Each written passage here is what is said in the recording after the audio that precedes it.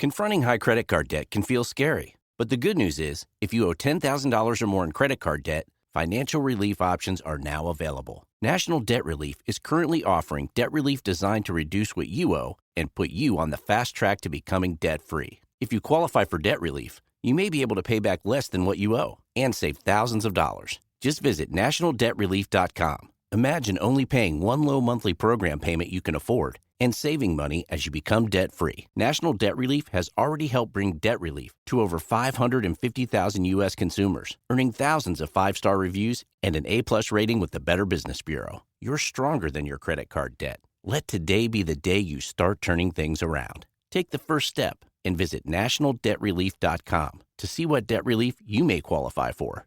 That's nationaldebtrelief.com. Underwear drawers are like the Wild West of wardrobes. You never know what pair you're going to pull out or what shape it's in. It's time to upgrade your underwear drawer with the buttery soft comfort of MeUndies. MeUndies' signature fabric is as soft as a warm hug from your favorite sweater. Plus, it's breathable and oh so comfy, making it ideal for all-day wear. Get 20% off your first order plus free shipping at MeUndies.com/comfort. Enter promo code COMFORT.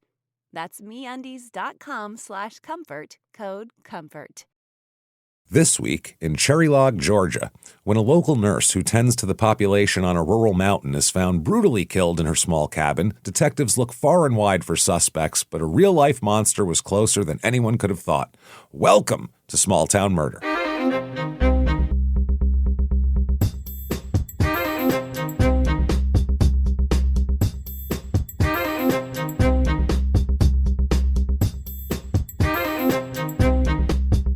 Hello, everybody, and welcome back to Small Town Murder. Yay! Yay, indeed, Jimmy. Yay, indeed. My name is James Petrogallo. I'm here with my co-host. I'm Jimmy Wissman. Thank you, folks, so much for joining us again today on another insane edition of Small Town Murder. We have a wild episode as usual. It's kind of one of these... Last Express, we had a real kind of insanity case, so I'm kind of exploring more insanity things here this week. Oh, and that's what we're expanding on, and we're going to do a little bit here. But before we get to that, head over to shutupandgivememurder.com. What you get there is your tickets to live shows. Yes. Definitely. Now, the next Small Town Murder show with tickets available is May 2nd in Denver. You can also, no, that's going to be past too. Yeah, Denver. Get your tickets for Denver, May 2nd, May 30th in Royal Oak, Michigan, September 18th in Milwaukee, September 19th in Minneapolis, and then there's more shows after that. So get in there and get those tickets. Shutupandgivememurder.com. Listen to our other two shows. You got Crime and Sports, but you don't have to like sports, we promise, and Your Stupid Opinions, which we all love reading other people's reviews for some reason. And now, what makes that better? Yeah. Two idiots making fun of those people. That's what makes it better. I'm telling you right now, check that out. Do all of that and get yourself Patreon. Oh, yeah. Do yourself a favor. Patreon.com/crimeinsports is where you get all of the bonus episodes. Yes. Anybody $5 a month or above, you're going to get everything we put out. Everything. That includes hundreds of back episodes of bonus stuff you've never heard immediately upon subscription. New ones every other week, one Crime and Sports, one Small Town Murder, and you get it all. This week, what you're going to get for Crime and Sports, we're going to talk about a guy named Patrick Boger, I believe is how you pronounce it. He's a boxer, also a biker, and also on some murder problems as well. So we'll talk about him. And then for Small Town Murder, we're going to talk about this emerging phenomenon of alpine divorces, is what they're calling it, where you just take somebody that you're in a committed relationship with, and you just take them somewhere, and you go, hey, look at that. And then they turn around and you disappeared and you're gone. And that's the end of the relationship. Yeah, not even I didn't come home that night. Just in the woods or whatever. So we'll talk all about that and more. And in addition to that, you get everything we put out, all three shows, all ad-free with your Patreon, as well as you get a shout out at the end of the regular show too. You can't beat it. I'll tell you what, right there. Patreon.com/crimeinsports. Disclaimer time. Oh, yeah. It's a comedy show we're doing here, everybody. That's right. We are comedians. People are definitely going to die. We're definitely going to make jokes. And you go, that sounds weird. Well, it is a little bit weird. Unless you do it correctly. That's the thing here. And I think we have the formula down here. Yeah. So the way we do it is we never make fun of the victims. No. Or the victims' families. Why is that, James? Because we're assholes. But we're not scumbags. There that works. It's very easy to do when you do that. There's plenty of other stuff to make fun of. We make fun of small towns because we're all from somewhere that deserves to be made fun of. Who cares? We make fun of maybe a bumbling police force that lets somebody go kill 3 more people. And, of course, we make fun of murderers because fuck them. That's why. That's what we've decided. Because why not? We have no other recourse as comedians with murderers. You can't go heckle them in their jail cells. No. So we do it here. So if that sounds good to you, you're going to hear a wild, wild story. You're going to have a good time. If you think true crime and comedy should never, ever go together, I don't know. Maybe give it a shot. Either way, no complaining later. What do you say? There you go. So that said, I think it's time, everybody. What do you say? Let's all sit back here. There we go. Deep breaths. Clear the lungs. Arms to the sky. Let's all shout. Shut up and give me murder. Let's do this, everybody. All right. Let's go on a trip, shall we? We are doing it. We're going to Georgia this week. Yeah. Barely Georgia, almost Tennessee, far northern Georgia, Cherry Log, Georgia. Now, people know this mainly, this area as Ellijay, Ellijay. Ellijay. I don't think I said that wrong. But Ellijay is kind of the bigger town. When I say bigger, it's relative. It's not much bigger. There's that, and there's Blue Ridge also in this area. Okay. This is in the mountains near the border, very rural, very mountain, very kind of out there on its own type of deal here. This is it's about an hour and 25 minutes to Atlanta. So you can still get to Atlanta pretty quick. Sure. About an hour and a half to Chattanooga, the other direction up in Tennessee, and 5 hours and 20 minutes to our last Georgia episode. That was Riceboro, Georgia, episode 639, My Imaginary Murder Friend.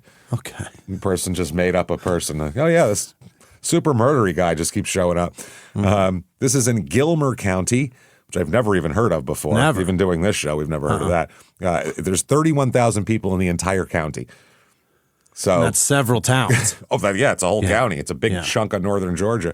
Area code 706. I guess Cherry Log is an English translation of what the former Cherokee village was called that was on the site before, before the Trail of Tears and all that stuff here. The town's name is believed to be derived from the cherry trees that were once everywhere in the area, and apparently they would float the logs down the nearby river, and it became Cherry Log. Okay. That's what they think. Yeah. One legend states that the town got its name from Native Americans who used a cherry log as a bridge to cross the river in this area, so they called it Cherry Log. Okay, who knows? We're not sure here. It was one of several original Cherokee settlements in the vicinity of Ellijay. In this area here, including one called Turnip Town. Turnip Town. Gross. Did you just fall off the turnip truck? Yeah. Yes, from Turnip Town. I fell off the truck, which is now called White Path. They changed it because they're like, no one's coming to Turnip Town, right? No one even shit about turnips. No one wants to eat a fucking turnip. They definitely don't want to live in one. We were in a restaurant in North Carolina one time, and Jimmy got a meal, and it looked like there was like roasted potatoes next to it. And he took a bite, and he was like, "Oh, what is that?" It was turnips. Potato. Yeah. That's a terrible potato. Because it was definitely that came from the ground. It's a root vegetable, but not the one you're looking for. So in 1950, Claude Underwood built a country store, a grist mill, and that became kind of the central gathering spot for this town here. Then by 1967, another family acquired it and converted it into a restaurant, which still stands today. Really? The Pink Pig restaurant, famous for pit-cooked barbecue and home-style meals. Apart from the blue pigs, obviously. You don't want don't want to confuse the pigs. Don't want to do that. Yeah, there's all sorts of confusion. Is there a different colored pig? Yes, I have. I've seen black and white pigs. Oh, yeah. There's different pigs. Yeah, but that's the only ones, right? Yeah, well, I don't know because there's different like breeds of pig. Like there's like the pink, porky, porky with the fucking curly tail and all that. Then there's hogs that have more. I don't know what's the difference between a hog and a pig. Isn't that the male? Maybe. I'm not sure. Isn't that a sow then as a female? I don't know. Is a male pig and a sow is a female? I'm not sure. I think that's it. I think that's true. Maybe. I think there's a hog and a sow. Maybe. Well, there you go. I don't know the difference between pigs that much, except for if they have a dick or not. So other than that, I'm pretty lost. And I married one. Hey-o! Hey! So, Jesus. Through the heart of Cherry Log runs Cherry Log Street. Which has all of their commerce, which consists of a post office, a Baptist church, a Christian church, and the Pink Pig restaurant. Okay, that's it. Downtown. That's what you got. You can mail something, eat and pray, and that's the fuck it. Eat, pray, love. Eat, pray, and have some more pig. There Or you go. And eat, pray, mail is what they have here. So reviews of this town. Now, there's no reviews for this town. They're for Elegy, which is kind of the same thing. By the way, Elegy bills itself as the apple capital of Georgia. Oh. So, yeah. Well, I guess no more cherry trees. Because we're into apples now. I didn't know that apples were there. I didn't either. I know they're in, because they usually grow in more peaches. cold. Yeah. They grow cold. Like New York is the capital of apples, that in Washington. Sure. So 5 stars here. I love the mountains. I also love the small little shops around the square in Elegy, not to mention most people are nice. I, however, feel the population getting bigger and minimum wage could go up. They could feel it.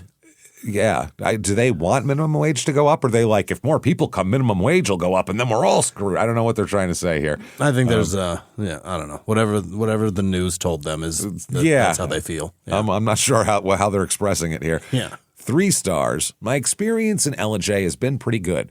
I like the outdoorsy, less populated environment. I would like to see more activities for young adults, better places to hang out other than the bar or in downtown where it can be too expensive. You know, downtown Elegy is practically Manhattan. It's practically Midtown Manhattan down there when you get in there. $30 Cosmos down there in downtown Elegy. You know that. You know it. You know, the bars with the long lines and the velvet ropes and, movie stars blowing right past you going, and it's really annoying. It has to get irritating after a while.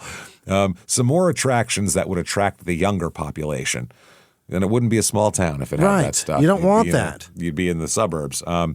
3 stars. So far, it's just a B-rated place. Oh. Okay. I guess that's 3 stars. There's nothing special about living here so far. It's halfway decent, but there's a lot of, and they put this in quotes, by the way, a lot of heels to deal with, like bad guy wrestlers. Really? Yeah. They come in and there's a lot of those. They cut promos on the town. You know what I mean? The new ones or old ones? It's not sure. Just heels. A lot of heels to deal with in this town. All right. 3 stars. Here we go. Pretty nice little town, but you would think that the officials would figure out how something to do about the traffic cluster at the stop sign near Hardee's. The stop sign. The stop sign near the Hardee's. You know the one.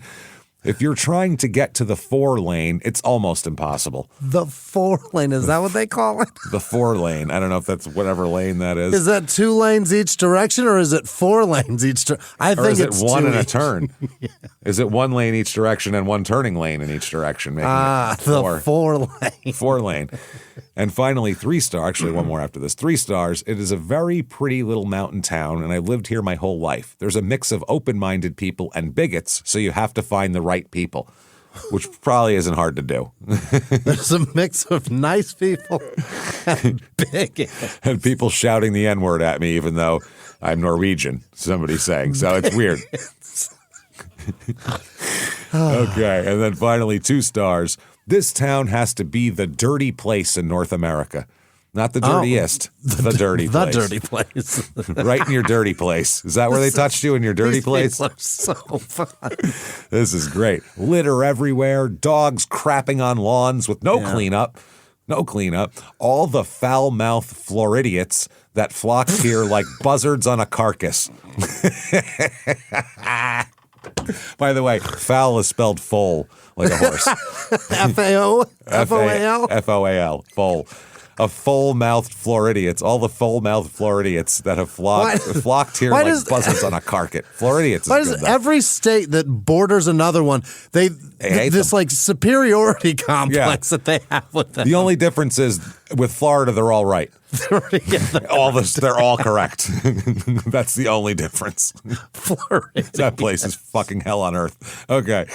the upper class here that will call the authorities if you have a car with the hood raised sitting in your vehicle. You aren't a, quote, good person in their opinion. I definitely would not recommend this place to anyone. Your car broke down, so everybody looks down on you. Everybody looks down. People in this town, now in kind of this town, Cherry Log proper, the population is 99. And they keep it at that. If you have a baby, they kill an old person. That's the way it works. Sub 100. You're done. Yeah. The whole area, kind of the Ellijay, Blue Ridge, that zip code has 870 people in it. So good Lord. 3 towns worth is 870. And they want more nightlife. They want nightlife. Where would it be? Up in the holler? Like they're in the mountains. It's the middle of nowhere. Women in this town, 48.8%, men, 51.2%, which, that's not out of whack from the averages, but normal if you have such a small population. Median age here is wild for this whole area, 65.7. It says there are 0 people that are 0 to 24 years of age here, 0%. This is a retirement community. I suppose. I don't know. You just stay here till you die, I guess. I assume there's not a lot going on. So if you're young, you probably leave to go to college or for job opportunities or things like that. Well, there's 0 people. What if there was an industry for them? Yeah. It would die tomorrow. It would be hard. No shit. It would. It would be over. There's 65.4% married, which is well above the national average. 0.0 people. Percent of the people have children and are single. So no single parents here at all. 0. Race and Cherry Log are in this zip code here, 100% white. Yeah. So I don't know who they're bigoted toward because there's nobody else to. Who are they yelling slurs at? There's bigots in that group. Nobody. There's not even anybody there to be bigoted toward. You should really calm that down a few notches, right? Fascinating. Religion, you would expect it to be very high here. 50% is the average. 45.2% here. So actually lower than the average, and the highest is Baptist, of course. As we know, Baptists are the Catholics of the South, meaning they're everywhere. It's 19.7% Baptist, and then a few other mixes, 13% other Christian, not sure what that is, but other, 0.0% Jewish. Unemployment here is low, actually. So the 99 people have figured out a way to make a living. They keep everybody employed. And the median household income here is not bad. Median household income is $64,830, which is only like $5,000 less than the national average. That's marvelous. Problem is the home cost is also very high. Really? All these homes have land attached to them. Okay, that does it.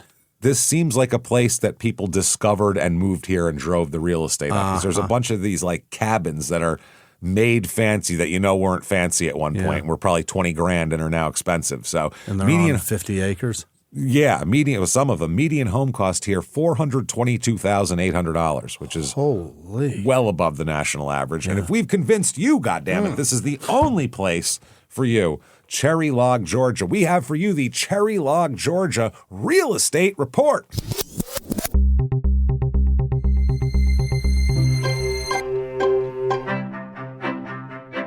All right, your average 2-bedroom rental here, and I'm not sure where you're going to find a 2-bedroom rental in a mountain town with a bunch of cabins, really, but it's $810 is what it says.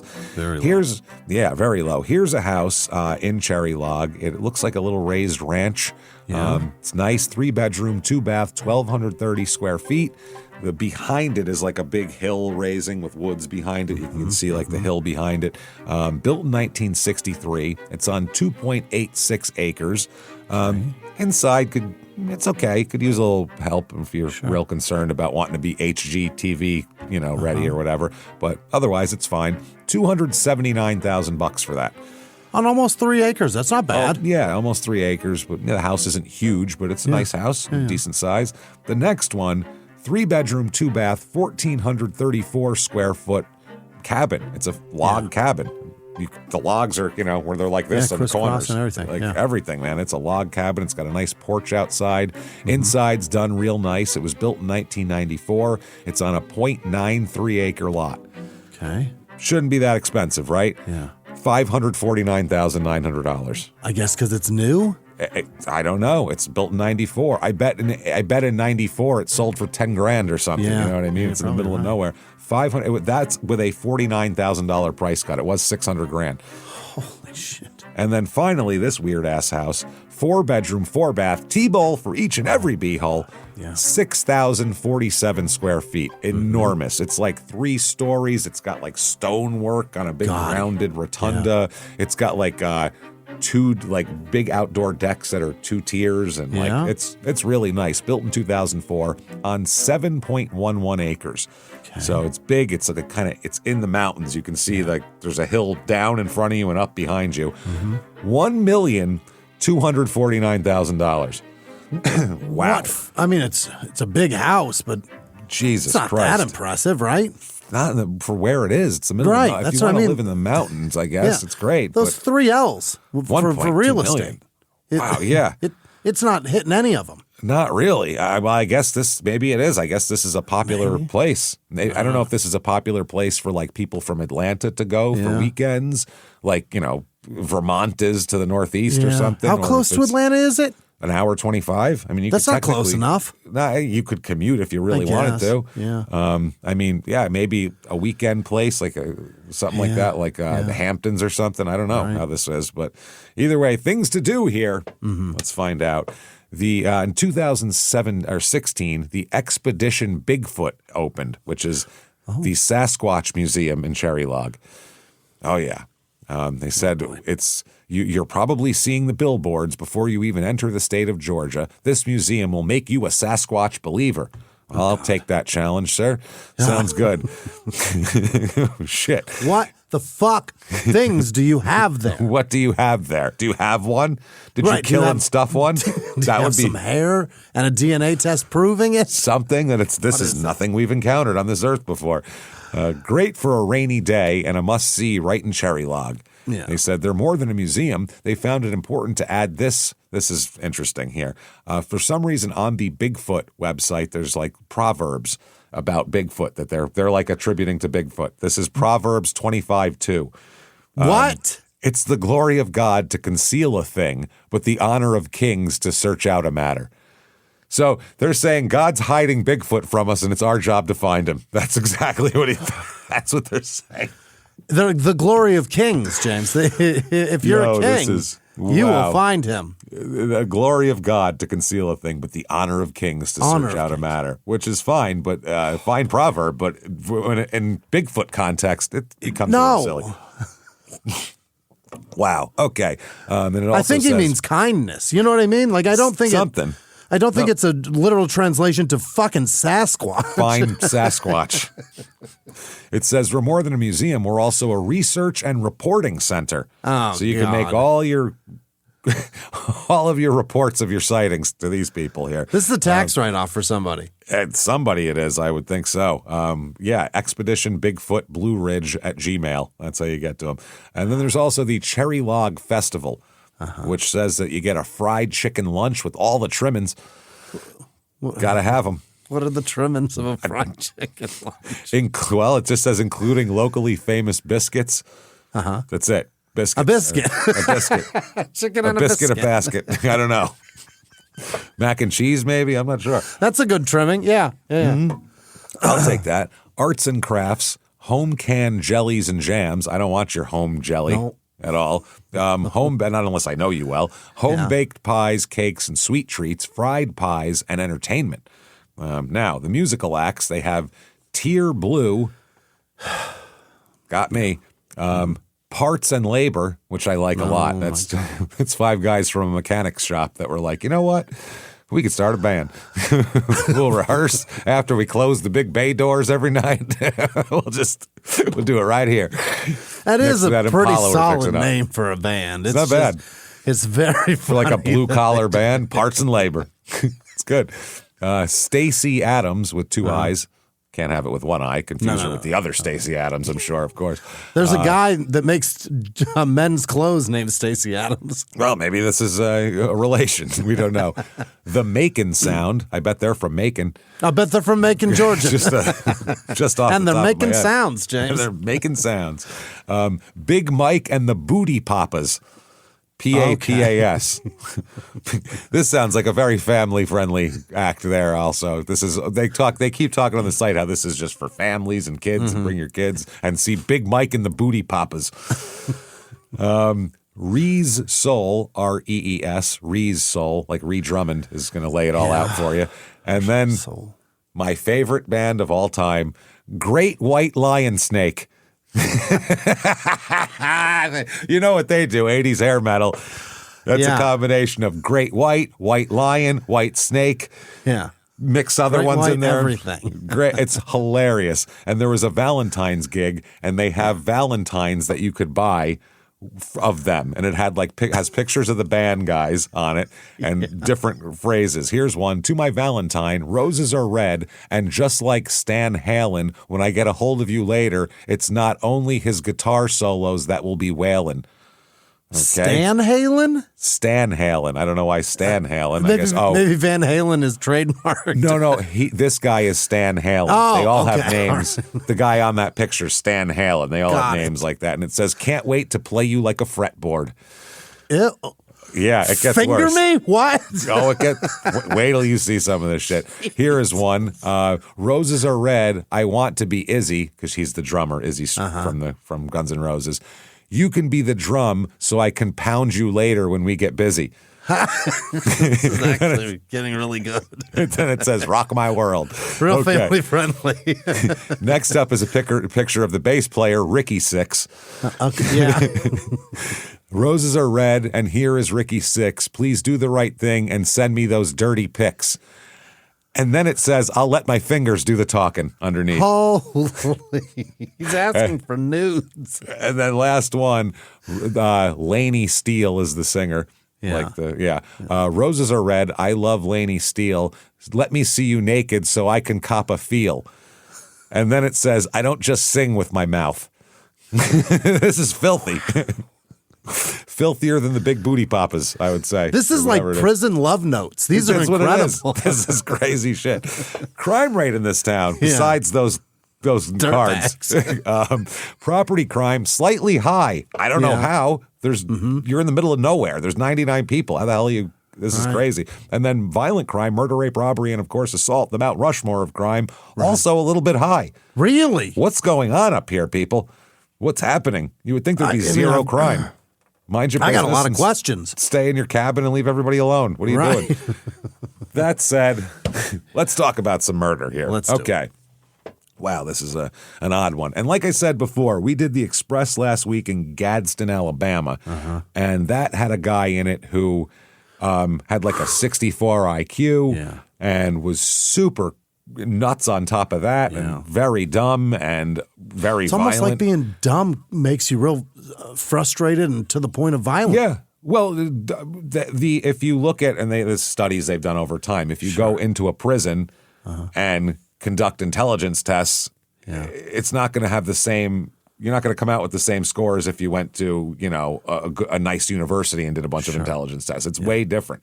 So people, it's the way it tends to work out. If you're a little dumber, you tend to be more likely to have criminal action. Yeah. It's almost like having things. You can't figure it out. Like nutrition makes your brain develop properly. Things like that. Not getting your skull cracked around when you're a kid too. That by all your helps. Drunk father. Yeah. Hey everybody, just going to take a quick break from the show to tell you how to learn much better with Rosetta Stone. You find them over at rosettastone.com/smalltownmurder. And it's spring. It's the perfect time to start doing this. There's just something about it. It feels like a reset. The sun is out there longer. You got more energy. Everything's happening. And learning a new language is the perfect way to channel that momentum into a skill that can open up the world for you. It is very cool.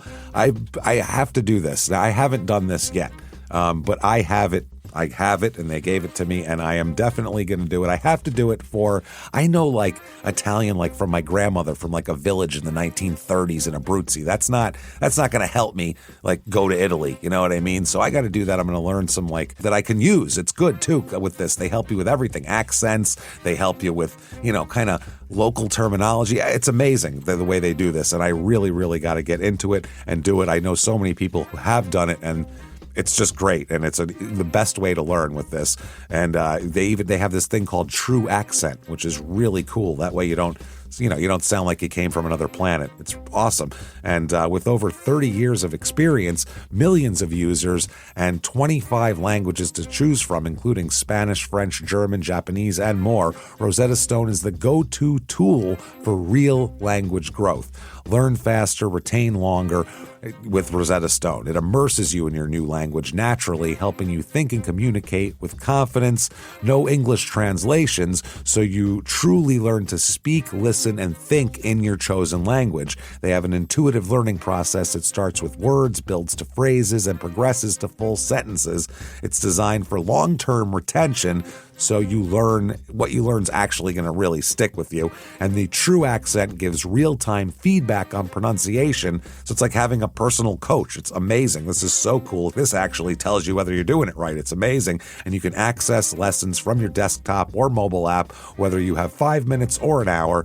Are you ready to start learning a new language this spring?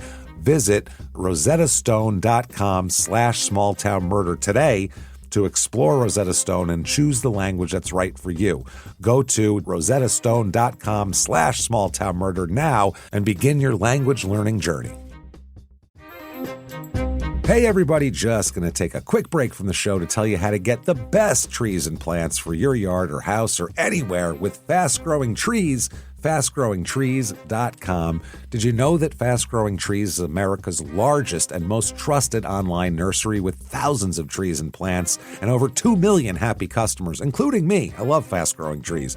They have all the plants your yard or home needs, including fruit trees, privacy trees, flowering trees, shrubs, and houseplants, all grown with care and guaranteed to arrive healthy. It's like your local nursery, but anywhere you live, with more plants than you'll find anywhere else. Whatever you're looking for, Fast Growing Trees helps you find options that actually work for your climate, space, and lifestyle. Fast Growing Trees makes it easy to get your dream yard. Just click, order, grow, and get healthy, thriving plants delivered right to your door. Their Alive and Thrive guarantee promises that your plants arrive happy and healthy. No green thumb required, just quality plants that you can count on. Plus, you get ongoing support from their trained plant experts who can help you plan your landscape, choose the right plants, and learn how to care for them every step of the way. I've ordered so much stuff from Fast Growing Trees. We have a big yard, and we wanted to put some fruit trees in, so we ordered a bunch of these fruit trees. I got a peach tree, I got an apple tree,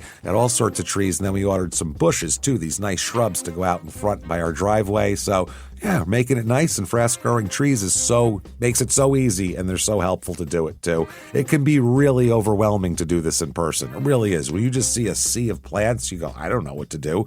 You feel great knowing that your plants are guaranteed and supported by experts, too. And when they arrive, they are in great shape. They're ready to go. Fast Growing Trees can help anyone get their home and yard ready with spring planting essentials and trees and plants that are guaranteed to thrive. It's so good. Fast, easy online ordering. Just click, order, and grow.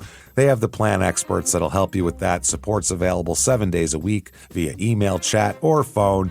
Right now, they have great deals on spring planting essentials, up to half off on select plants, and listeners to our show get 20% off their first purchase when using the code SmallTownMurder at checkout. That's an additional 20% off better plants and better growing at FastGrowingTrees.com using the code SmallTownMurder at checkout. FastGrowingTrees.com's code SmallTownMurder. Now's the perfect time to plant. Let's grow together. Use Small Town Murder to save today. Offer is valid for a limited time. Terms and conditions apply.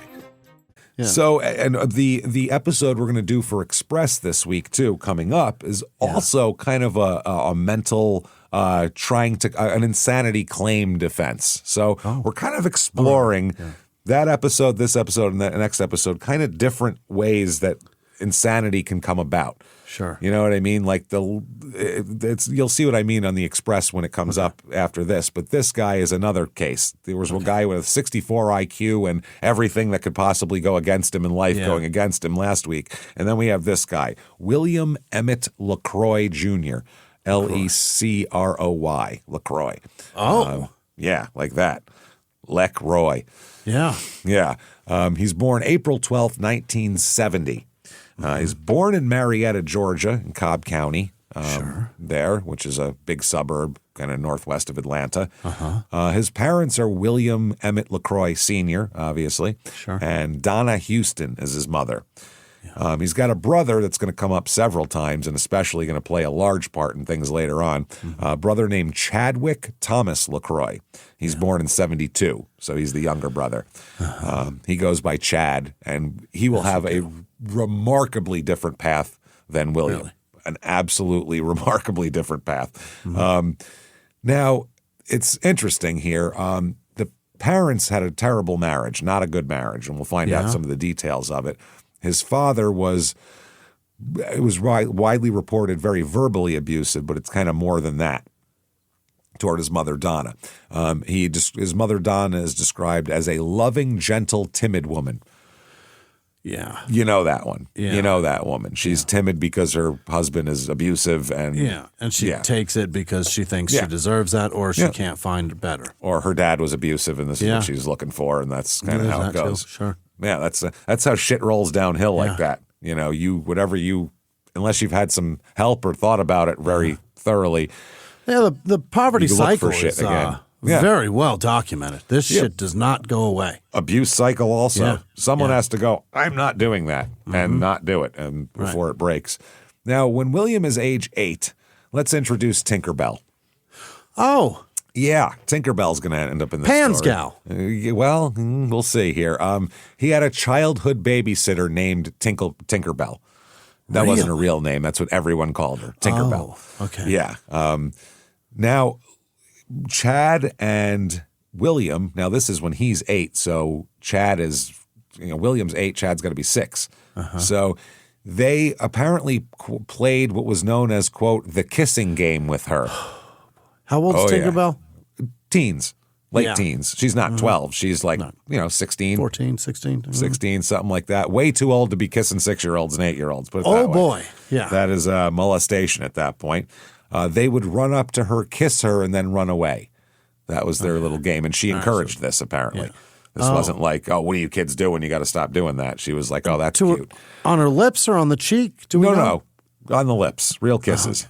Actual kisses. Things that 8 and 6-year-olds shouldn't be doing. Yeah. That no one should be doing to them, I should say, would be a better way to put that. There is a thing that adults think that's cute when it's a girl kissing little boys. But this, from what I understand, this was not like a cute kid. It wasn't like that. This was like prolonged kiss, a kissing. Yeah, this had a sexual nature to it, a sexual connotation to it, which is strange. And then it gets worse from there, progressively worse. One night, Tinkerbell came into young William's bedroom and told him that he, quote, needed to know how to do it right, meaning kissing. Because, they've been kissing, but, an 8-year-old. Tired of these bad kisses in the afternoons. Terrible kissers, these 8-year-olds. They're notorious for it. Right. And she began kissing him long Real and good kissing. serious, and then undressing him, and then performing oral sex on him. Mouthed it. God damn An 8-year-old. Yeah. Whew. So this is absolutely beyond the pale of that's bad. That's crazy. Yeah. We've talked about, and it's a whatever. We've talked about if some 23-year-old teacher who's a woman is fucking some 16-year-old boy. Absolutely not right. And if it was my kid, I'd want her fired and all that, and, whatever, put in jail and all that kind of thing. But at the same time, if I was 16, I would have thought it was the greatest thing in the world. And people can argue whatever they want. That's the fact of the matter. Most 16-year-old boys would be thrilled with that and it wouldn't affect them mentally. They'd be fine. It's not going to, it's not going to ruin them for the rest of their lives. It's still awful. Yeah. Like I said, if it was my kid, I want your head on a pike. Right. But if it was me when I was 16, I would have been like, no, leave her alone. This is great. Be nice to her. Yeah. Whereas 8, absolute, there is no, they don't have anything sexual yet. They're not, you're destroying this child at that point by doing that. Well, there are fucking his whole there all are of his children like that up.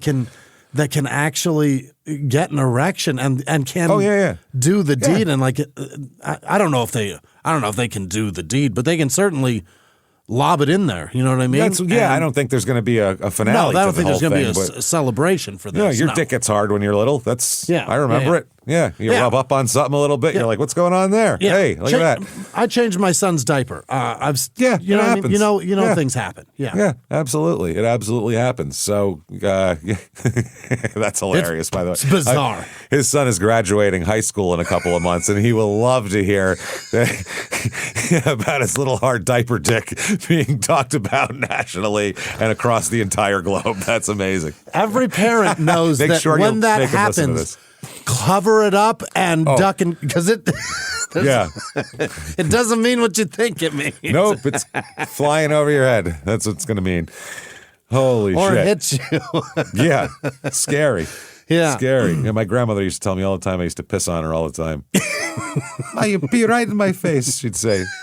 You little bastard, I'd get so mad. Why? It was like a month old? What are we talking about? I chose that. She thought it was hilarious. So anyway, a week after this incident of her seducing and molesting him, a week later, she molested him again, and they had intercourse. I don't know what a 16. I don't get it. I guess I don't get it. I can't stand kids, so I don't want them around me at all. So I don't understand why anybody would want. I'm gonna have sex with an 8-year-old. What a weird fucking thought to have for anybody. I don't want it. Yeah, I don't want to picture it. No, I just the don't get it. logistics of it sounds horrible. It sounds like also, that would be the other thing. I don't even logistically. You'd really have to. That's a full-grown girl. Yeah, no, she's a teenager. Yeah. The day after that, though, the day after intercourse, he thought this was like his girlfriend now. Oh, boy. He thought they were in a relationship. Yeah. Like, he doesn't know any better, you know? So the day after that, he tried to visit Tinkerbell, who lived in an apartment right above the LaCroix family. So he was like, I'm going to go over there and see my girlfriend. See my girlfriend. However, when he started to go up the stairs, he turned the corner and found her coming down the stairs, arm in arm with her boyfriend, a age-appropriate person. Yeah. Heartbroken. Oh, he was just leveled by this. Jealous. He gave, and then William said that Tinkerbell gave him what he would later call a malevolent smile. What? That's his interpretation. She might have just smiled at him. You know what I mean? His interpretation was, ha, fucker. Yeah. Oh, okay. So she's rubbing it in his face. Yeah, nasty, like a mean-spirited smile. Like what do you think of that, you little dicked asshole? You know, shit like. That's how he took it. Yeah. Which we don't know if that's just, the filter he's seeing the world through, or if she was really trying to be shitty to him, too, on top of being a molester.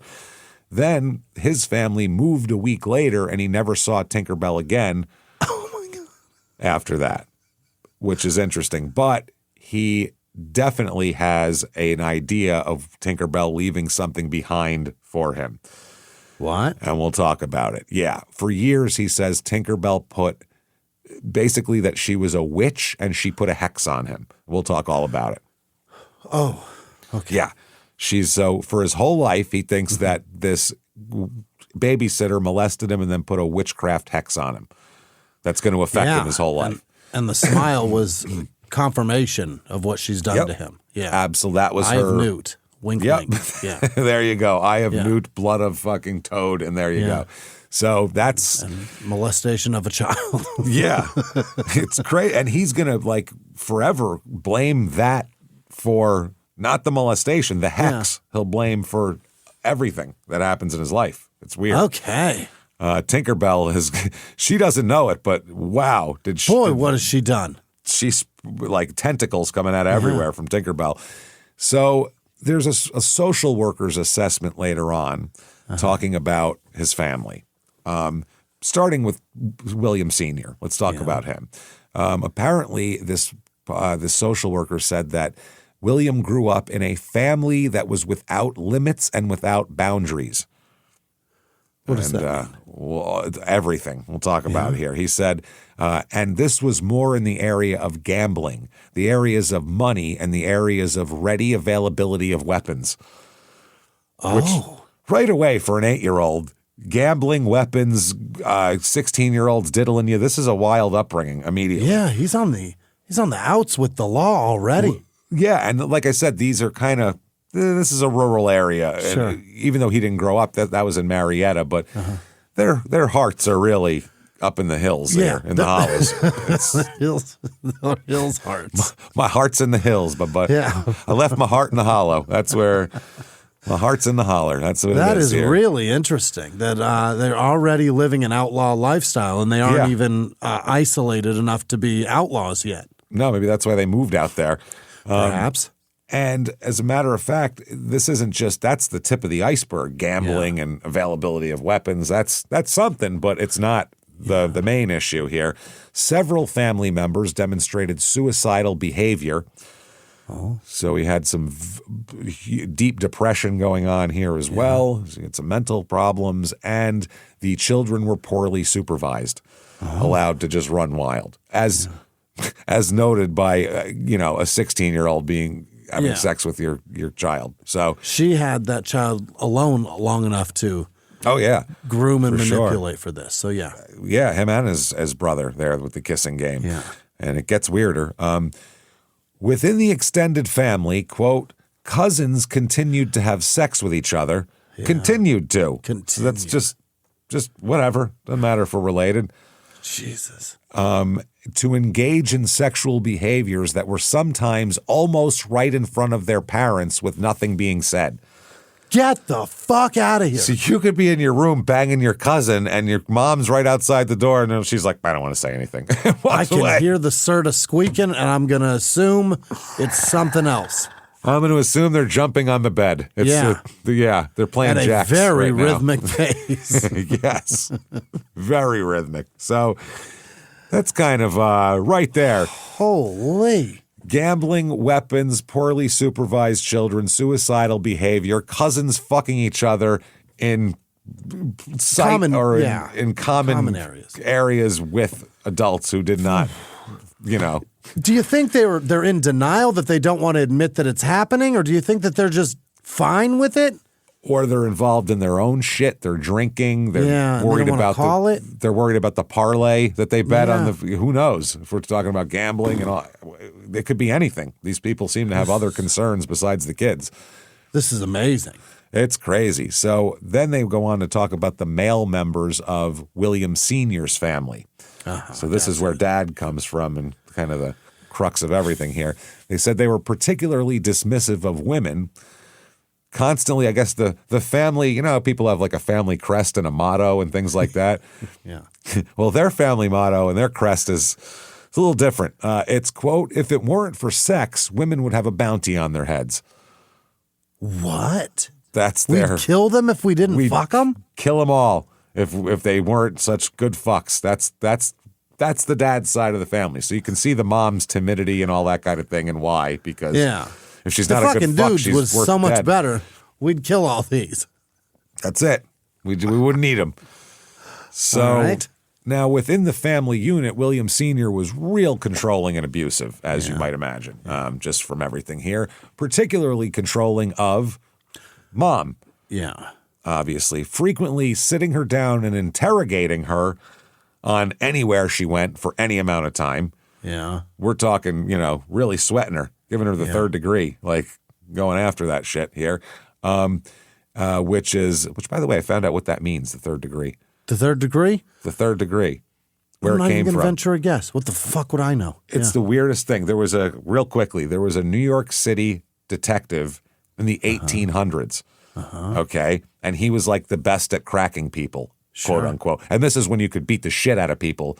Right. You could beat them with a rubber hose to get them to talk. There's no cameras nor recorders. So they said the first degree was the uniformed police officers talking to them. Yeah. And then if you didn't spill it to them, then the second degree was detectives would come in and talk to you. Oh. And then if you still didn't spill it, they'd go, you want to have the third degree? And everyone would go, no, because that detective is going to come in and beat a confession out of them. So that one particular detective was the third degree. That's what that means. One guy. He's the third degree that will beat a confession out of you. That's what the third degree means. that weird? Just a dude with rings on. Yeah. Just a dude with like a blackjack in his back pocket, ready to crack you on top of his skull.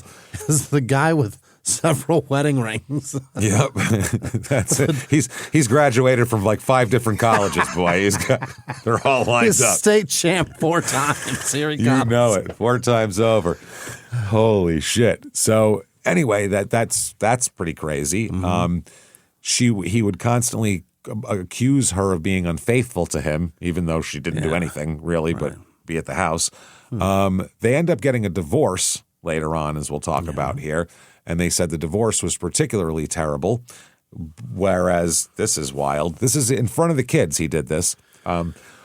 William LaCroix Sr. threatened to rape and kill Donna, his wife, and all of her coworkers as well. I'll rape all of them and kill them all.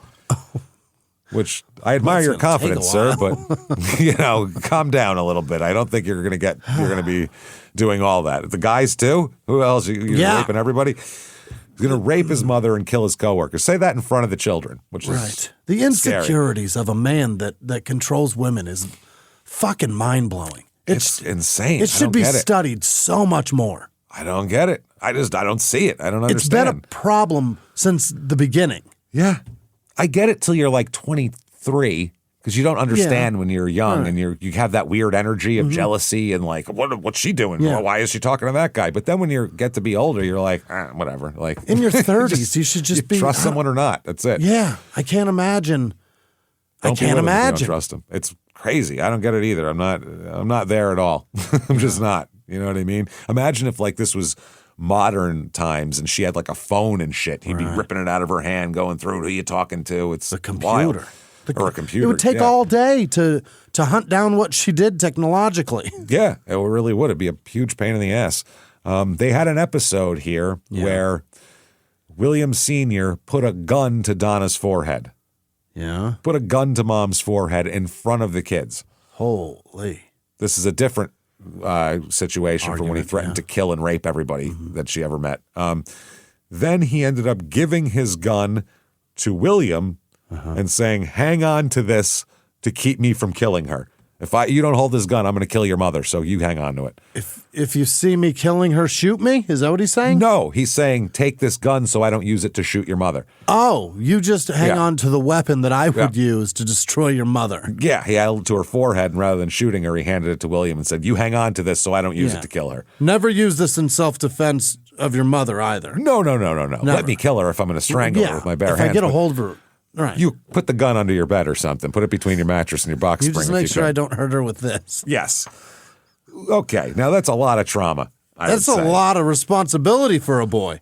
That's too much. Here. Yeah. I would say that's a lot. Which I mean, that's bad. He obviously could use. If anyone could use a little therapy, I think it's this kid. As a kid, here he could use some something. Somebody to talk to. They eventually get divorced. Okay. Luckily, Donna and William Sr. Donna remarries. She marries a man named Sam Houston, which is hilarious. Is that right? Yeah, she married Sam Houston. Either the founder of Houston or the actor. Or the actor. Yeah. So age 17, William joins the Army. All right. And this is very similar to a case that we'll talk about later on in the week, too, when it comes to this type of thing. Sure. A lot of people, especially in a certain time period, this is 1987, they thought that if you just no matter what troubles a kid has, if you just send them in the Army, they'll push up the troubles away. Yeah, and that's kind of what it was. And prepared meals. That makes them normal. Which it really doesn't help. I mean, it might help some people. It does help them a lot. They need the structure and they thrive in the structure. Some people need psychological intervention. They need therapy too. Maybe this also, but It does help to have a regiment and a day laid out for you, structure, and ordered to follow that. Yep. But the problem is when the punishment is go back home, that's not enough. They're just, i.e. Jeffrey Dahmer. Eventually, you just can't hack it. Yeah, and true. They send you home to be with yourself. Yeah, that's not good. And some people have never had any structure in their entire lives, and then they go into the Army and they can't hack it because they've never had any structure. And some people have never had any structure immediately take to it and thrive in it. So you really never know how somebody's going to react to going into the service. And it is fascinating. They thought this would solve everything. Being yelled at is rarely the answer to fixing. Usually not. That scared straight thing doesn't work. It's not a thing. No, and told to do physical, do push-ups. Like, is that going to... Yeah, but some people it does. I don't get it. It's a weird thing. It's just you never know how the personality is going to respond.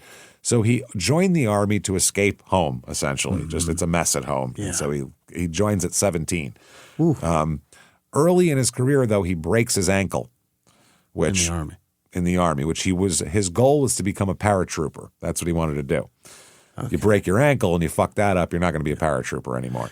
Yeah, he may have done that jumping too. You know what I mean? This was in some other basic training thing. He preparation of jumping, he broke it? Yeah. Oh, that thing was going to explode. It wasn't going to work. Yeah, his whole body would have disintegrated the second he landed. If your ankle breaks in preparation of the jump, yeah, you're not going to make it very far. Well. But that's his goal here, to be a paratrooper, and that's dashed pretty early. He's stationed in Hawaii, which, not bad, dude. Awesome.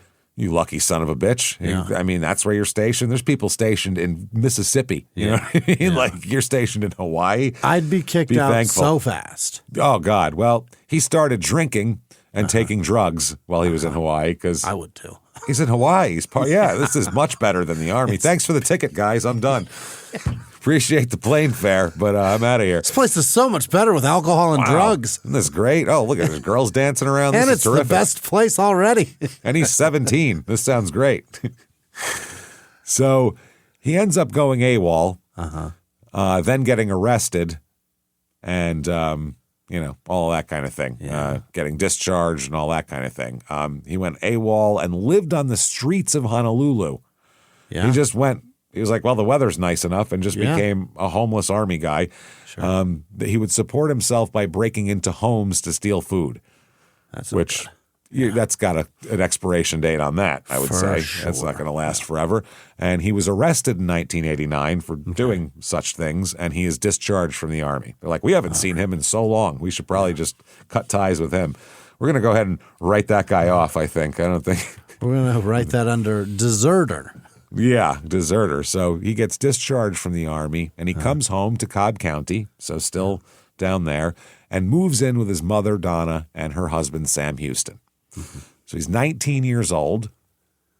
Now, Sam Houston, by the way, apparently at one point, William LaCroix was a cop. Is that right? Senior was a cop. Yeah. Yeah, the abusive one who threatened to rape and kill everyone and put guns to people's foreheads and shit. He was a cop.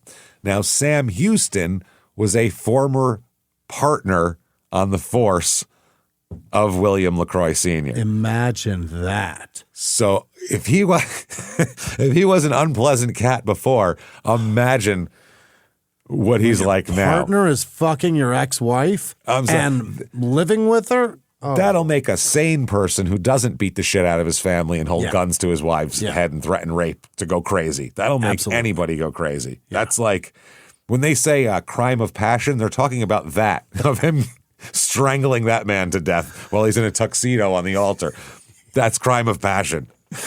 So it's his partner. It's not just co-worker on the force. Some guy he knew. Yeah. Partner, which means that they've had families have done things together. They know each other. They rode in a car together. They know each other's lives. Yeah, that's fucked up. That's fucked up. So for once, I'd be fine with William flying off the handle here, but he doesn't. I don't know if I'm fine with it, but I understand. I understand. No, I'm fine with it. I'm fine with it. I'm not saying you should threaten to rape anybody or put a gun to someone's forehead, but if he wants to go fucking call that guy out on the front lawn and say, "Put up your fucking dukes, asshole," I don't see anything wrong with that. I think that guy earned it 100% by doing that. If you marry your partner's wife, I think at some point you go, I might end up with a black eye out of this. This is extremely possible. If not a duel, just a common-ass duel. Something bad's going to happen. This isn't going to go without recourse. We'll put it that way. So he's living there. This is just northwest of Atlanta, like we said, Marietta. And by the way, by this time, he's 19 years old. He's 6'5", 210 pounds. He's a big guy. Kid. William Jr. is a big kid. And he's got tattoos on him because now he was in the Army and he went to Hawaii and got a bunch of tattoos. He's been homeless, James. He was homeless. He's got tattoos.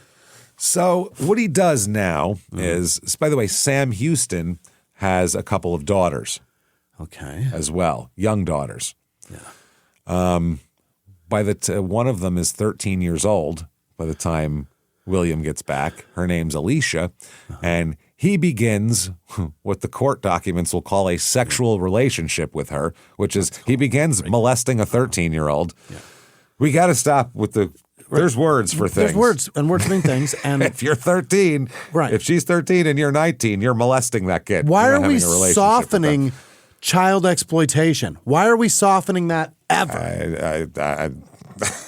I am not the guy to fucking give you a diagnosis on that. I think you can. There's plenty out there to talk about. Child rape has to stop. It's why? Because adults can't handle the word rape. Is that what it is? It's molesting. That's the word they don't want put on them. So they put sexual relationship, and they people will change 13-year-old child to young woman.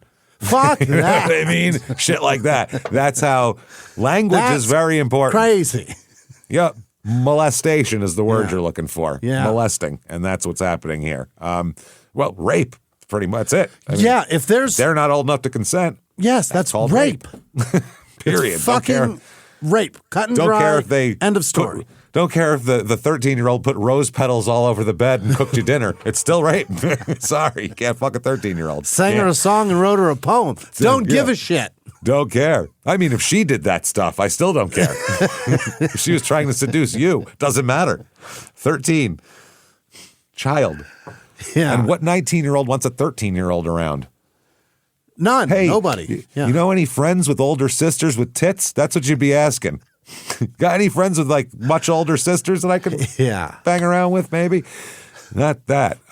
So anyway, that's what's going on. The parents, Sam Houston and Donna, discover this relationship around January of 1990.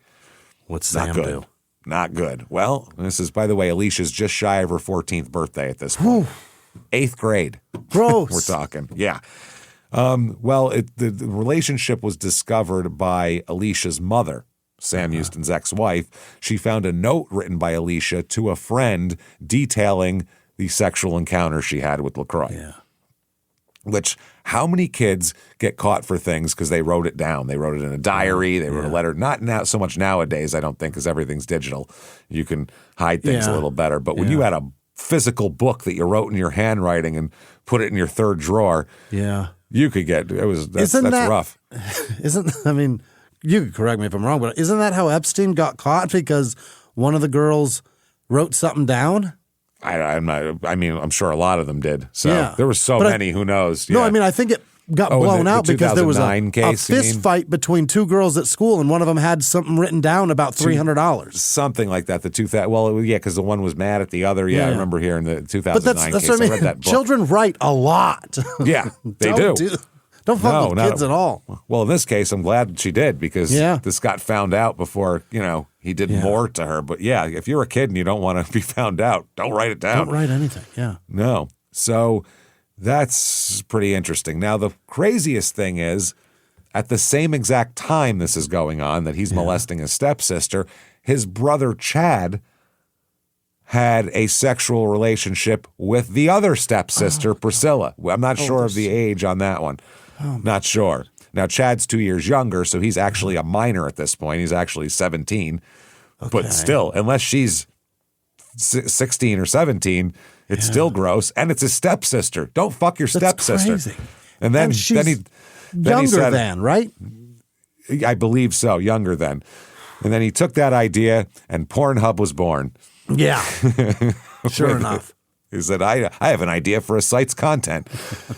And it'll be the entire homepage. You'll have to dig through 7 pages to find something that's not that theme. That's not stepsisters themed. Hey, everybody, just going to take a quick break from the show and tell you a way better way to shop for food with Thrive Market. You find them over at thrivemarket.com. Oh, my goodness. It is amazing. You got to get this membership to Thrive Market. We have done it, and it is fantastic. It's amazing. You can find these products, things that you're looking for that you don't know how to find. It's amazing. Like if you're looking for something, you go, I like this, but I want a healthier version of this. They find it so easy with Thrive Market. Thrive Market's a membership-based grocery service where you can shop from wherever you are. Simply just hop on their app. The membership breaks down to just $5 a month, and it gives members access to weekly sales, personalized shopping with filters, auto ship and save, free gifts, and peace of mind knowing there's no junk in any of the products that they carry. Instead of paying fees on every grocery delivery order, you pay once for the year and benefit from it every time you shop. It is amazing. And the trade-offs that you make, it's not for taste because you're going to get the best stuff. It's so good. Kids want mac and cheese. They want sugary snacks. They want juice boxes. They're going to eat what they're going to eat, but Thrive Market gives you versions with less sugar, fewer sketchy ingredients, and more nutrition. That's the thing. They think they're getting, I'm getting junk, but they're really getting something good. It's amazing. Thrive Market makes it easy with thousands of healthier swaps from brands like Goodall's Mac and Cheese, Simple Mills, Poppy, and so many more, all vetted before they hit the site. Love it. Sarah is gluten-free, so that filter helps a lot. You can find gluten-free things right there. Our household benefits from that all the time. You're paying a small monthly fee to offload the stress, research, and decision fatigue of healthy eating. You can try it risk-free. Easily shop for high-protein meals, low-sugar treats, GLP-1 friendly options, and gluten-free staples.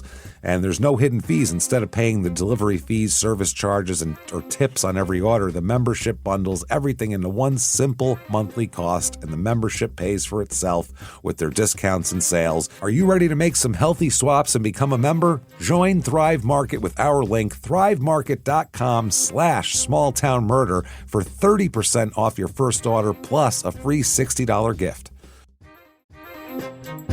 Hey everybody, just going to take a quick break from the show to tell you how to get a better habit with Fume. Try FUM.com. That's what the website is there. Fume is a flavored air device designed to help people quit vaping and smoking by breaking the hand-to-mouth pattern. And it's so good for that. I'm telling you right now, we both have these fumes, and they're awesome. It's simple, natural, and honestly, it's kind of a genius little thing. No nicotine, no batteries, no vapor, just a weighted, twisty, fidget-friendly tool that gives your hands something better to reach for when cravings show up. His cravings are not just about nicotine, they're about the habit, that hand-to-mouth motion, the oral fixation, the momentary pause, and when that loop is broken, the cravings spike. Fume, what they do here, replaces your habit with a flavored air fidget device that gives your hands and mouth something to do, distracting cravings without nicotine, vapor, or batteries. Don't just try to quit, upgrade the habit loop. Reach for Fume instead. It's just air. It's just air. You can sit and you can just draw on it and just, it's air. It's flavored. It tastes great. So you get that motion, but there's nothing bad going in you, and it feels really good in your hand. It's a good weight. It really feels good to mess around with, and it does. You want to play with it in your hand for a while, and then when you get these little cravings, you can just, there you go, a little bit, and it's use this thing and just taste some flavored air. There's no vapor or any of that garbage. None of that stuff. It's really great, and it feels on day one. It really, really can help you with the process of quitting and doing that. They have tons of flavors. They have crisp mint, which is the strongest flavor, best for heavy users, raspberry, which is tangy on the sweeter end, peach is my favorite, that's the best. And when you grab a Journey pack, you'll also get a free gift just for using our code SmallTownMurder. Fume has already helped over 700,000 people take steps toward better habits, and now it's your turn. Try our code, use our code SmallTownMurder to get a free gift with your Journey pack. Head to tryfume.com, that's TRYFUM.com, and use the code SmallTownMurder to claim your free gift today. This show, Small Town Murder, is sponsored by BetterHelp. BetterHelp.com. Absolutely. March includes International Women's Day, everybody. A moment to celebrate women's strength and progress while also recognizing how much they carry every day. And you know that. If you if you've ever, been around a woman or seen your mother or anybody like that, there's a lot to do and a lot to carry, and it's true. And a lot of these things, between caring for others and managing responsibilities and unseen things, their emotional well-being could easily be overlooked. And we want to remind women how much they matter and that therapy offers a space for them to take care of themselves in the way they deserve. You should do that. Get in there. Therapy is great. I'm telling you. You can see things just in a whole new perspective, in a whole new light, and get just tools that are amazing to help you deal with life. It's incredible. I don't know anybody where I would say they don't need any therapy. Everybody could use something. You know what I mean? It's just a lot. It really is. You got to unpack the history to know how you can do going forward. Absolutely. And BetterHelp this is the place to do it, everybody. This is the place to start. They have quality therapists. BetterHelp therapists work according to a strict code of conduct and are fully licensed in the U.S. They have a match commitment as well. BetterHelp does the initial matching work for you. You can focus on your therapy goals rather than trying to figure out what therapist is best for you. They do a short questionnaire that helps identify your needs and preferences. Then they use their 12-plus years of experience and industry-leading match fulfillment rate. They typically get it right the first time, but if you're not happy with your match, you can switch to a different therapist at any time from their tailored recommendations. It's really phenomenal. No extra cost. No extra cost. They just want you to get help. So it's unbelievable here. With over 30,000 therapists, BetterHelp is the world's largest online platform for therapy, having served over 6 million people globally, and it works. They have an average rating of 4.9 out of 5 for a live session based on over 1.7 million client reviews. You really should do this. We recommend it. Women, men, everybody out there. Great place to start. It can really help you here. Your emotional well-being matters. Find support and feel lighter in therapy. Sign up and get 10% off at betterhelp.com/smalltownmurder. That's betterhelp.com/smalltownmurder. Now back to the show. So that's what's going on here in this house. So these kids are a mess, obviously. Everybody's fucking everybody. It's crazy. Now, Alicia's mother urges the cops to prosecute William for statutory rape. Yeah. A good mother. Yeah. Get this kid. That's Sam Houston's ex-wife? That's Sam Houston's ex-wife, around the same time that the cops are aware of William LaCroix for this incident, and they're looking into it, they're investigating a string of residential burglaries in late 1990 and early 1991. Sure. A detective named Kevin Flynn identifies William LaCroix as a number one suspect here. Now, March 3rd, 1991, this is while they're all investigating this and everything, he's pulled over for having bald tires on his car. Is that illegal? It is illegal because it's unsafe equipment. Yeah, but how do you tell unless you're at a stoplight and you look over and if they got tires so bald? They got to be so bald. I think basically they wanted to pull him over because he was a suspect in the other thing, and they were looking for a reason, and that was the bald tires. Now they search his car. They found a holster, a gun, and several handwritten notes. What do they say? Again, stop writing shit down, everybody. Just stop it. If you can't remember it, you'll think of it later. Don't worry about it. One of the notes here describes a plan to, quote, rob cars and kill people driving so the car can be used for 2 or 3 days. So just a succession of murders to use the car. Carjacking robberies. Yeah, until it gets, hot and then switch it off for another dead person's car. Another list had listed steps including burglarize house, flee and switch cars. Do you need to write this down, really? No, that's pretty easy to remember. Seems easy. Yeah. Be ruthless and famous. That's one of his goals. Burglarize house, flee and switch cars, be ruthless and famous. Don't forget.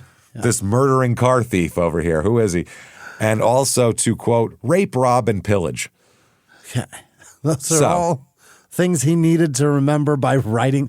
Don't forget laundry detergent. These are what he did. On top it said, how to be a pirate. And then he wrote all that shit. What the fuck? Yeah, you got to rape, rob, and pillage, and then you got to kill people and take the boat. Take their stuff, burglarize their house. Why not? Take the boat.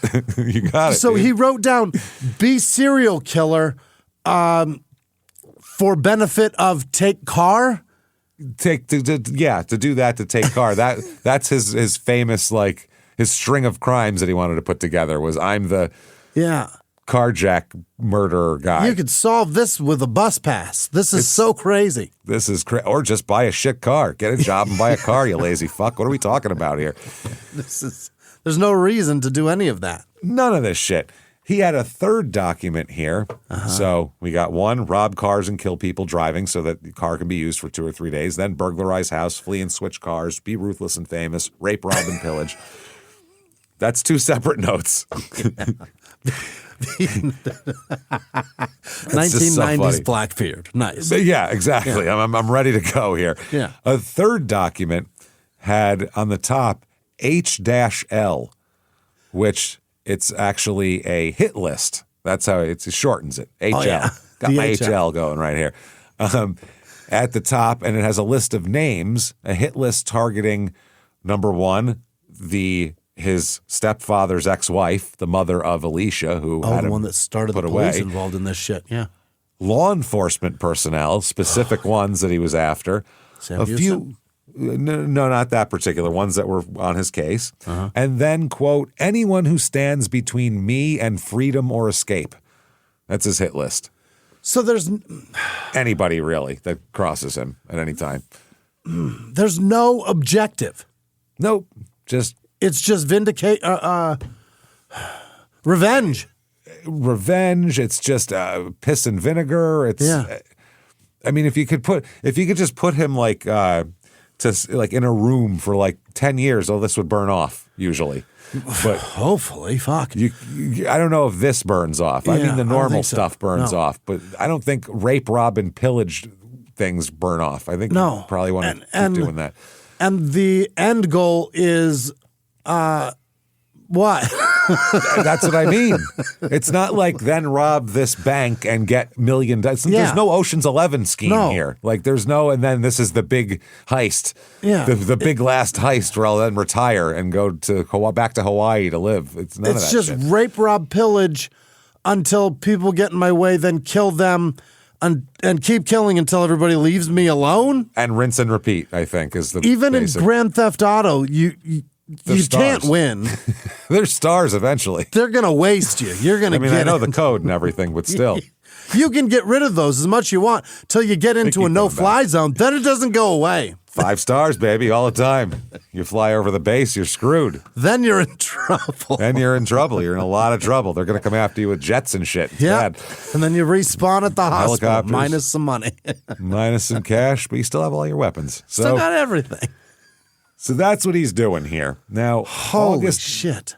August of 1991, he is going to be in a lot of trouble. They take him in and they have everything that he did, and they basically kind of ball it up into one case. Right. Now, it's 2 cases, actually, because he is going to be sent to state prison for aggravated assault, 10 counts of burglary, child molestation, and statutory rape. Okay, those are real bad inside, too. That's a lot of charges right there. It's a big old stack of charges. It's a stack of scum amongst thieves, too. Yeah, it's a stack of everybody inside is going to fucking hate you. Maybe, unless he has the right tattoos, and then they won't. Yeah. That's the thing. You always hear that. It all goes away. When you talk to people who've actually been in prison, it's not true. No? If some fucking doughy, fat little accountant who's never been in trouble before molested a bunch of kids and comes through, they'll steal all his shit and they'll slap him around, they'll do all that. But if some fucking guy with an iron cross on his fucking left tit shows up and, says, where's my swastika, he's going to have a ton of friends. It's not going to matter. You know what I mean? If he's in one of the gangs, it won't matter. That's how it works. In ways, now they make everything fucking political. The sheriff tries to make sure that anybody in his prison system or jail system. By the way. Say again? I said that goes for any gang. It doesn't have to be the Nazi gang. It could be this gang or that gang. But he'll isolate the people that are targetable to keep them safe because 1-2 deaths doesn't matter a lot of protective times. Custody, yeah. Yeah, right. Yeah. 1 or 2 deaths inside your prison without you being able to control it doesn't look good. It doesn't look good, no. Right. So they try to do that. And, but this guy, though, that's not his deal. He's going to be just fine in prison. And he's big as fuck, right? He's a huge guy. And it's 1991 when people couldn't virtue signal constantly on their social media about stuff. So the prisoners weren't going to say, we don't like, they just were like, hey, what's up, dude? And they couldn't look up his charges, too. Back then, you couldn't find out what somebody did unless somebody told you. Somebody had to tell you, right. Yeah, so people would lie about their charges like crazy in the 90s. Yeah. So he catches a federal charge. That's all state time. Okay. Then he's convicted on a federal charge of possession of a sawed-off shotgun, which adds 5 more years federal time. So that's after the fact. So, yeah, he's sentenced to 20 years state time, then 5 years federal time in a separate facility and everything like that. So he's not going to do that much time. He'll end up doing about 10 years in prison altogether out of the 25. 8 and 2? Yes, like 7 and 3 kind of deal. Okay. Yeah. In 1992, he attempted suicide in state prison. In the joint. Yeah, didn't like it very much. Other things he did while he's in prison. Oh, boy. He gets obsessed with witchcraft. Really? Obsessed with it. He looks into it. He reads about it. He really gets into witchcraft. Talks to other people who know about it, and gets real into witchcraft to try to figure out that hex that babysitter Tinkerbell put on him. Oh, he's trying to get to the bottom of it because he's got some time to figure it out. Got about 10 years to kill here. So he became convinced that supernatural forces were at work in every aspect of his life and that people, including and mostly Tinkerbell, could cast spells and that hexes were 100% real. 100%. So he found like the voodoo contingency of his shit Found here. the guy in there. He was released from state prison in 97 after serving a little over 6 years and then ordered to federal prison for the weapons charge. And then he does almost 4 there. Okay. So he does 6 and change and 3 and change. So he does about 11 total. Now, 2001, he is paroled. Nice. We're letting this guy out who's has definitely not rehabilitated himself in any way. He's just now obsessed with witchcraft, too, on top of everything else, which that's just what he needed. A weird supernatural obsession, right? So 2001 is parole. He begins his supervised probation and is welcomed into the home of his mother and Sam Houston, which if I'm Sam Houston, you're never coming to my house again. You raped my daughter. Well, sorry. He likely feels a little safer now that those daughters are probably out of the house. Well, yeah, because that was 10 years ago. So they're at least in their mid-20s now. But what are you going to do for Thanksgiving? You're going to have them come over and look at this guy who just got out of jail for molesting them? That's crazy. You can't do that. You can't have this fucking guy come over. Maybe mom talked him into, on those days he's not allowed over. I don't know. I don't know. I'm sure she had to talk him into some. I'm sure he didn't say, oh, William's getting out. Tell him to come on over. Yeah, tell him to move in. Spare rooms all fixed up for him. Let's I'll help put a him TV get in back there. on his feet. Yeah, let's help him. I really want this guy in my house. Yeah. So by then, though, this is on Cherry Log Mountain is where they live. Yeah. So they live in the hills in Cherry Log. So this is September 2001 now. Okay. All right. Which is a pretty eventful month, I would say. Oh, a smidge. It's a tad bit in America, a little bit of a historical month, to say the least. A little bit. Yeah. Now, during this, as a condition of his release, he's ordered to undergo a psychosexual evaluation in 2001. What is that? It sounds like a disco song. Yeah. It's fucking crazy. The psychosexual. Yeah. Playing at that festival right after the Booty Papas. Yeah, I would imagine if the state mandated you to get a psychosexual evaluation. That's crazy. Oh, I'd feel miserable. I'd be so sad. I'd feel so sad. What kind of questions must those be? Oh, God, Jesus, yeah. So when you see this, your dick gets hard, right? Right. Like when you see like a roadkill, does your dick get hard then? No? Okay, no. So when you masturbated yesterday, what to? What to what exactly? And for how long? Yeah. Okay, so it was that for 10 minutes and then another 3 minutes on somebody else. Okay. Oh, then finally you hit the jackpot where you were going that When time. you do masturbate, jot it down tomorrow. Yeah, just give me a and little. bring that notebook to me. Give me an overview. You'll have a free hand. Don't worry about it. Just Give me an overview. Do it wild. So he shows up here on September 18th. So that's a week later. They probably just reopened, for Christ's sake, to complete the condition of his federal probation. He ends up leaving before he's seen by the person who's supposed to evaluate him. Really? He said that he had to leave because, quote, the people in the waiting room reminded him of child molesters. There must have been a huge mirror in the waiting room. Right. And he was like, oh, man, there's a big giant 6'5" child molester out here. I see him. There he is. Just a bunch of mirrors aimed at other mirrors. And he's like, there's so many child molesters. They're like, it's just you. Yeah, it's just you. It's only you. Did we tell you the federal probation office is actually inside a funhouse? Because it is. It's actually inside a funhouse. It's all mirrors. One made him look real fat. Some long ones, some short ones. Yeah, just to ruin his confidence, you know some what I mean? wobbly. Some made him look wobbly. He's like, am I drunk? What happened? So they reminded him of child molesters, so he left. Now, They probably were all child molesters, man. That's why they're having psychosexual evaluations. I've never had one of those. Yeah, at they're all. not here because they fuck normal adult people. No, absolutely not. They all They're not there. Fuck wild or illegal things. Or children. Or, Right, illegal. Yeah, illegal as fuck. Yeah. So he could have been sent back to prison for a year just based on missing. him walking out of this. Yeah. But they gave him another chance. Mm-hmm. They gave him another chance, and they rescheduled his appointment for October 22nd. All right. Okay, so he's getting another chance here. Not too shabby. And the probation officer warned, if you are not back that day, you will go directly to prison. We're just going to send marshals to your house to get you because it's federal prison. So there you go. Yeah. He's getting real weird during this time period, too. Oh, is that right?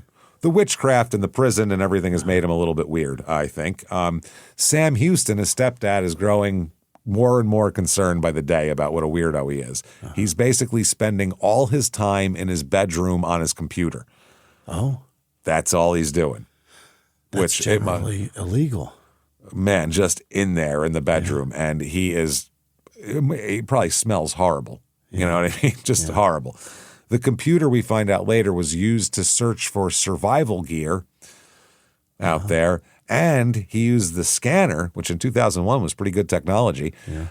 He used the scanner to scan Sam Houston's passport as well. Oh, one of the printer scanner thing. Yeah. Okay. To scan it into the computer. Okay. Now, on the back of, this is what he did too. He wrote shit down that he needed on the back of his evaluation scheduling letter. So he has a scheduling letter for a psychosexual evaluation. He's like, let me put crime stuff on the back of this. Cool. That'll laundry list of things I need for being a criminal. I need for criminal stuff. Yeah, well, survival gear is the way he put it. He wrote need to acquire list on top. Sleeping bag? No, actually. Wow. Binoculars. Boots. Gloves. Guns. Yeah. Ammunition. For sure. Food. Water. None of these are survival things except for the food and water.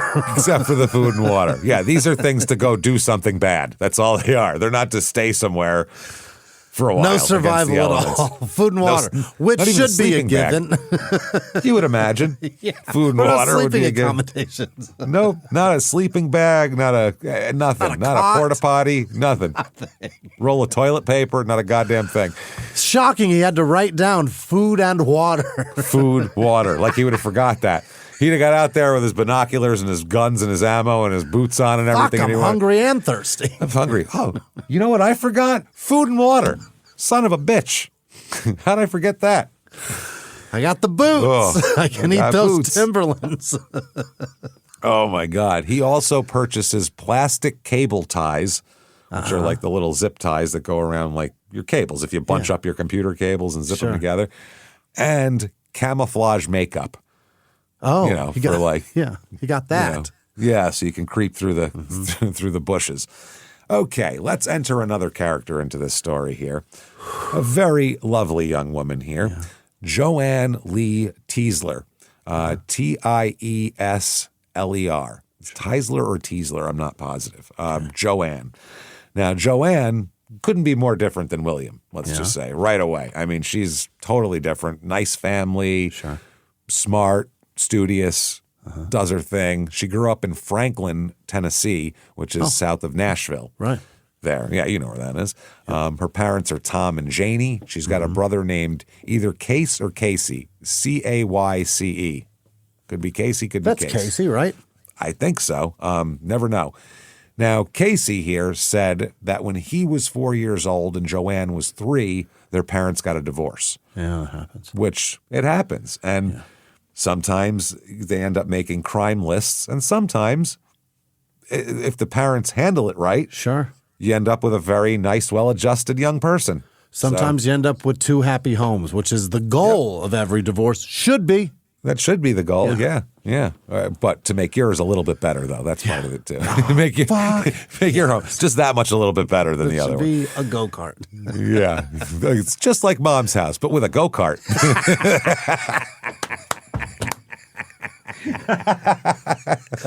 Yeah. That's What do you think of that? Just like Mom's house, but a dirt bike. A dirt bike, huh? What do you think?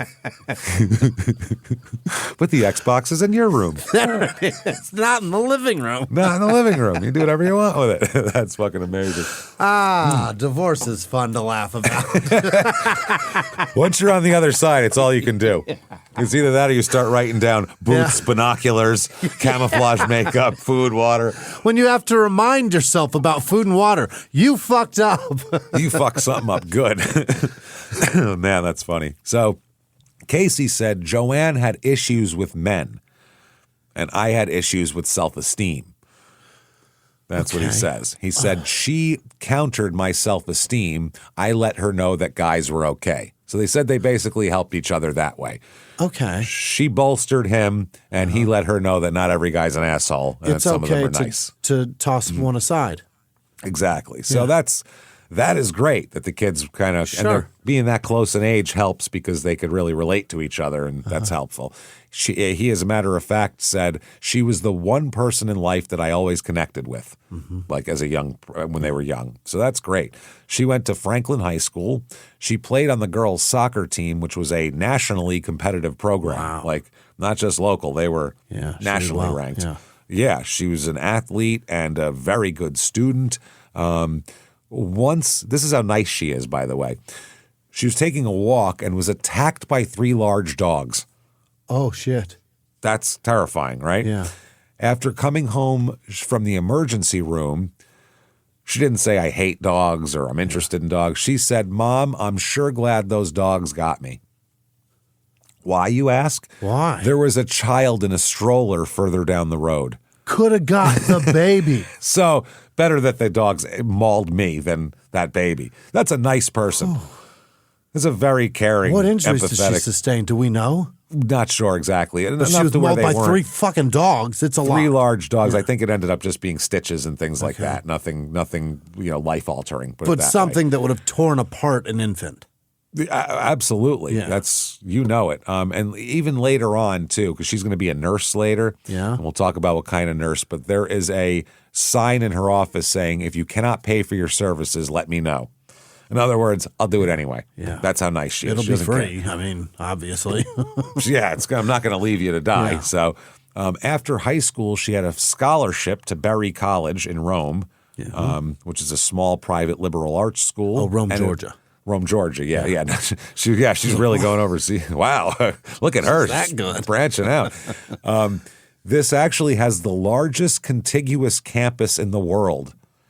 What is It's that? a small college, but it's the largest campus that doesn't have like breaks in it. One campus together. In the world? In the world. Like ASU has like ASU, but then they have West and they have this one, and that wouldn't count, all the ones on one. Yeah. It has 27,000 acres of forests, fields, and mountains. Wow.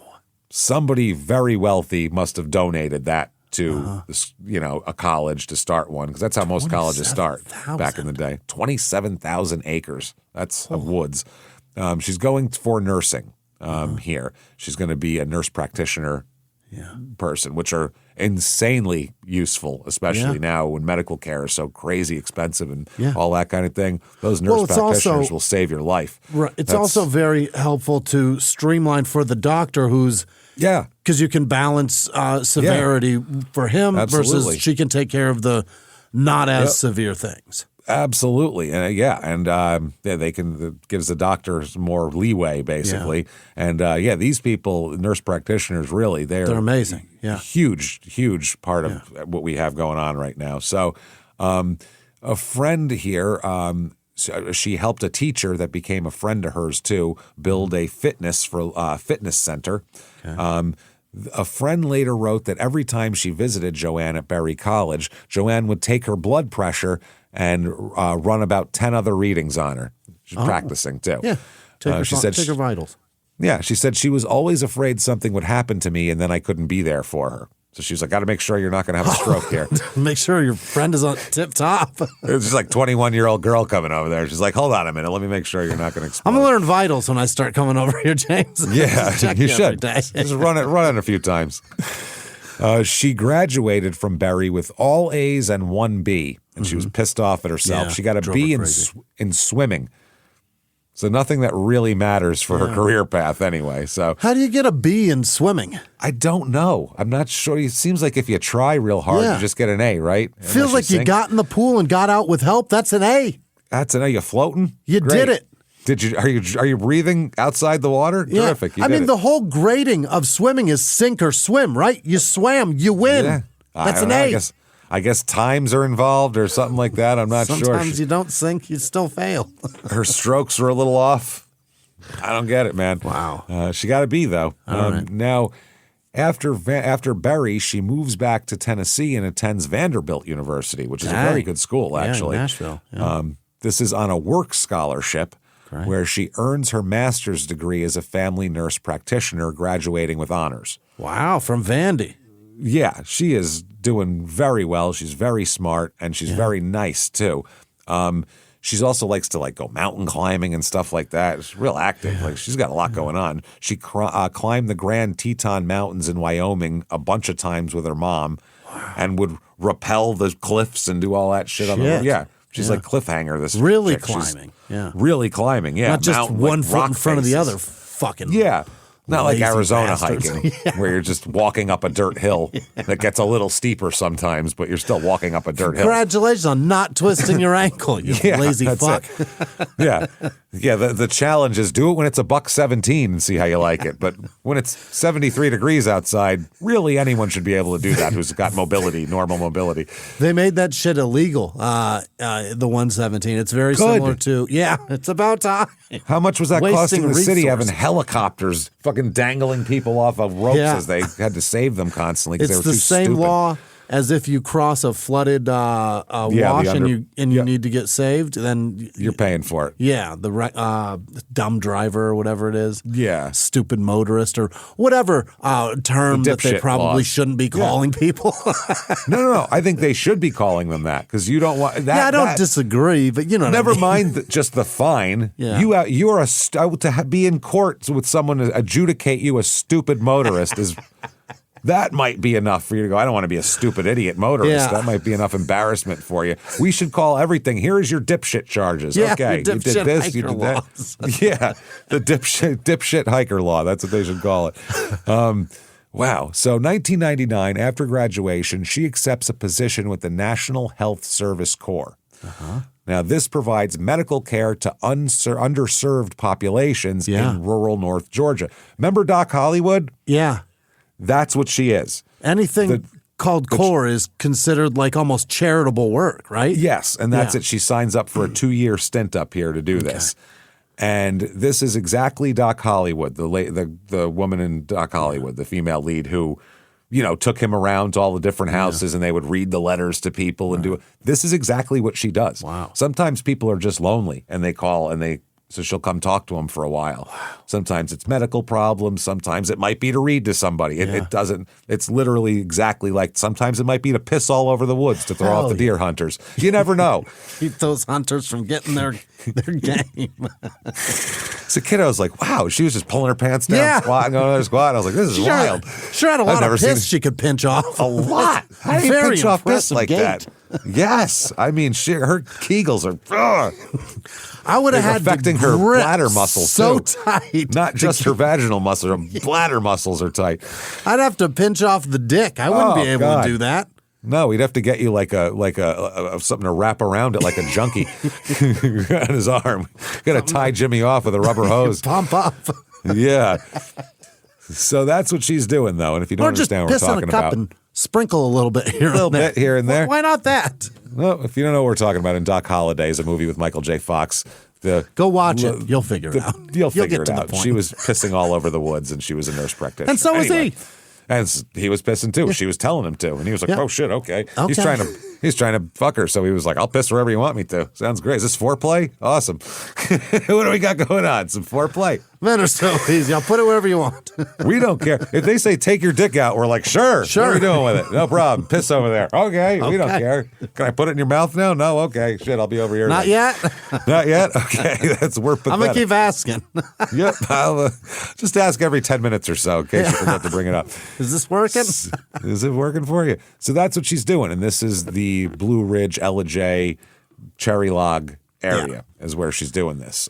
So from 99 to 2001, she treated over 3,000 patients. Wow. There's a lot. She's very busy pumping, and there's only 800 people in the area. So, and that's 2 years. That's over 2 years. That's like 5 a day, right? Yeah, it's a lot. So she's seeing a lot of people, and she's going out to them, or they come to her sometimes. It depends. She worked out of the medical offices in Blue Ridge and Ella J, and she lived in a cabin that she bought on Cherry Log Mountain, right near the Appalachian Trail. So that's where she lives. It's a nice little cabin. She has a car. She lives alone. She's doing what she loves. And in April of 2001, she actually, her 2-year thing that she signed up for is over, so she can leave if she wants, but she decides to stay. She decides she likes it up here, and she thinks she's making a difference in these people's lives in this area. So she decides to stay. Besides having no family, or despite having no family or anything like that in the area, they had moved, I think, to Florida is where they end up later on. So by 2001, she's 30 years old. She's engaged to a man named Larry Flowers, who lives in Rome, Georgia. And her plan was to start her own practice and marry Larry. There we go. And then that's how it works here. Which, I mean, she's got a whole thing going on here. Yeah. She's got her plan. Friday, October 5th, 2001. Donna and Sam Houston, okay? That's William's parents. They leave Cherry Log, telling William they'll be back on the 8th. Of October. So that's Monday. The weekend, We'll be back Monday, long weekend. Now, this is the first time since his release from prison that he's been alone. Like had the house to himself. Imagine the whacking he's going to be doing all over the place. Well, My at least God. for the next couple hours. Just insane. Yeah, well, and then I feel like he'll have a lot stored up, maybe. You don't think there's going to be a burn that requires him to stop for a minute? Oh, maybe. But I don't know. He's got those like criminal horniness. That's a different kind of horniness. It just keeps coming and coming. It never goes away. I don't know. It's weird. So this is what he does. Immediately, a series of robberies hit Cherry Log Mountain. Really? Immediately. Like the minute they left the mountain, all of a sudden there's a bunch of robberies being reported. And normally they don't have a lot of that around here at the time. Medical supplies, a shotgun, ammunition stolen from homes. Well, these are all neighboring homes. Yeah. There's two of the checklist right there. Yeah, he's got that going. Medical supplies weren't on there, but hey, we'll add that to the bottom. I didn't know I needed it. Then you know what? This will come in handy. This first aid kit. Look at that. So later that weekend, Sunday, October 7th, 2001, Joanne is seen driving up Cherry Log Mountain toward her cabin, returning from a weekend in Rome with her fiance, Larry. Okay. She enters her home. We know she put her purse on the kitchen island. We're positive of that. Okay. The next day, Monday, October 8th, 2001, she does not come to a Monday morning appointment she's supposed to be at. Okay.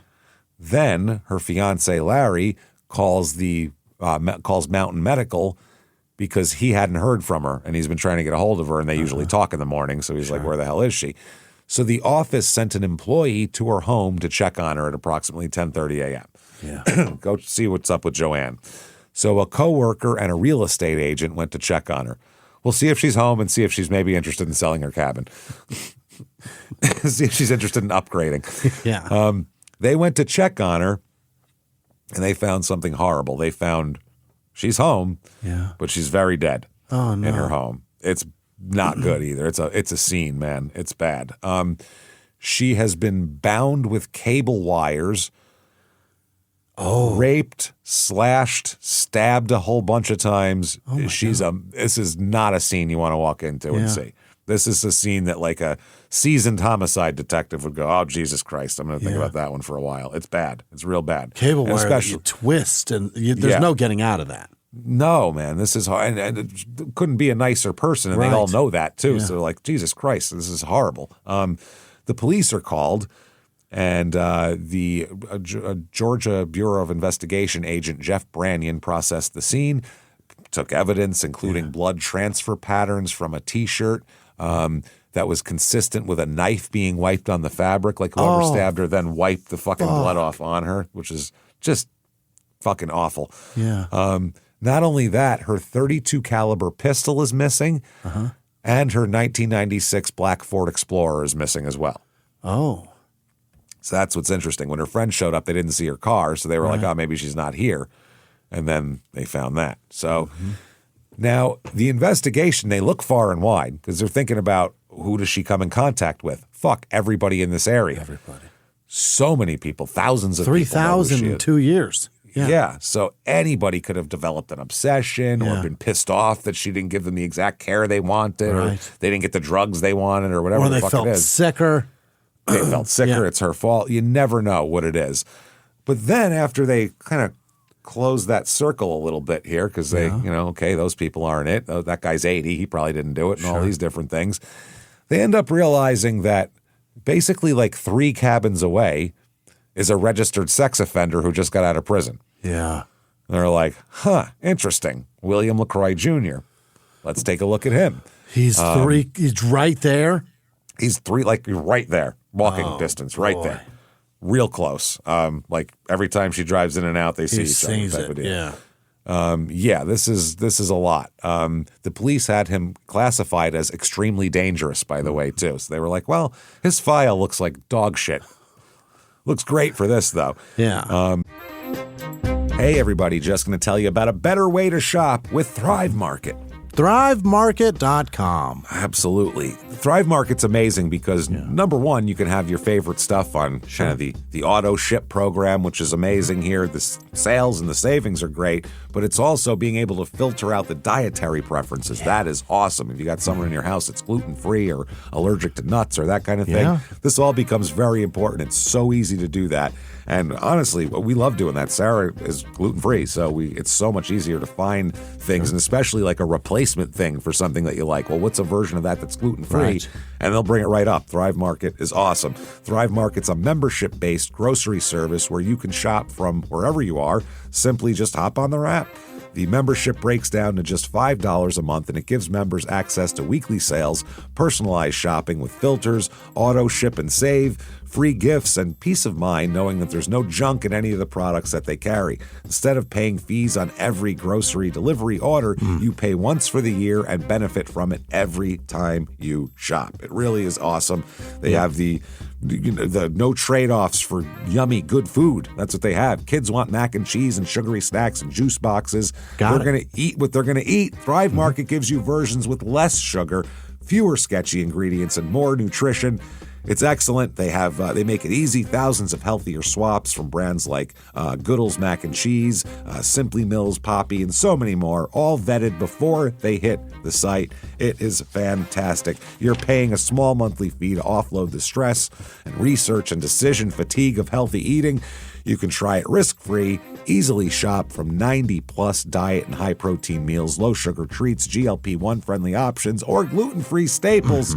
You're going to love it. I'm telling you. It's so much easier to do all that stuff. It takes all of the stress out of healthier eating, and no hidden fees either. None of these delivery fees, service charges, or tips on every order. The membership bundles everything into one simple monthly cost, and the membership pays for itself with their discounts and sales, and it really does. You should shop here. We like it. It's good stuff. I love their tortilla chips. They're amazing, by the way. It's my favorite thing they have. Ready to make some healthy swaps and become a member? Join Thrive Market with our link, thrivemarket.com/smalltownmurder for 30% off your first order plus a free $60 gift. Now back to the show. So they say, we need to find him. They go to try to find him, and he's not around. Can't find him. Can't find him. What they do find, though, is his need to acquire list. Oh, he left that behind? Left that behind. So they said, put out everybody look for him, APB and a bolo and all that shit. He's believed to be driving a 1996 black Ford Explorer, Georgia wildlife tag 50RJ7. And they believe he's headed to Alabama or Oklahoma. That's where which are opposite directions. Well, no, it's west either way, but one is northwest and one is just west. So anyway, that's what they're thinking at this point. And that is October 8th that happens. Okay. When Houston's supposed to come home. Yes, when they came home to cops coming to their house looking for their stepson because they left for 2 days. Right. You're like, Jesus, we can't leave it all.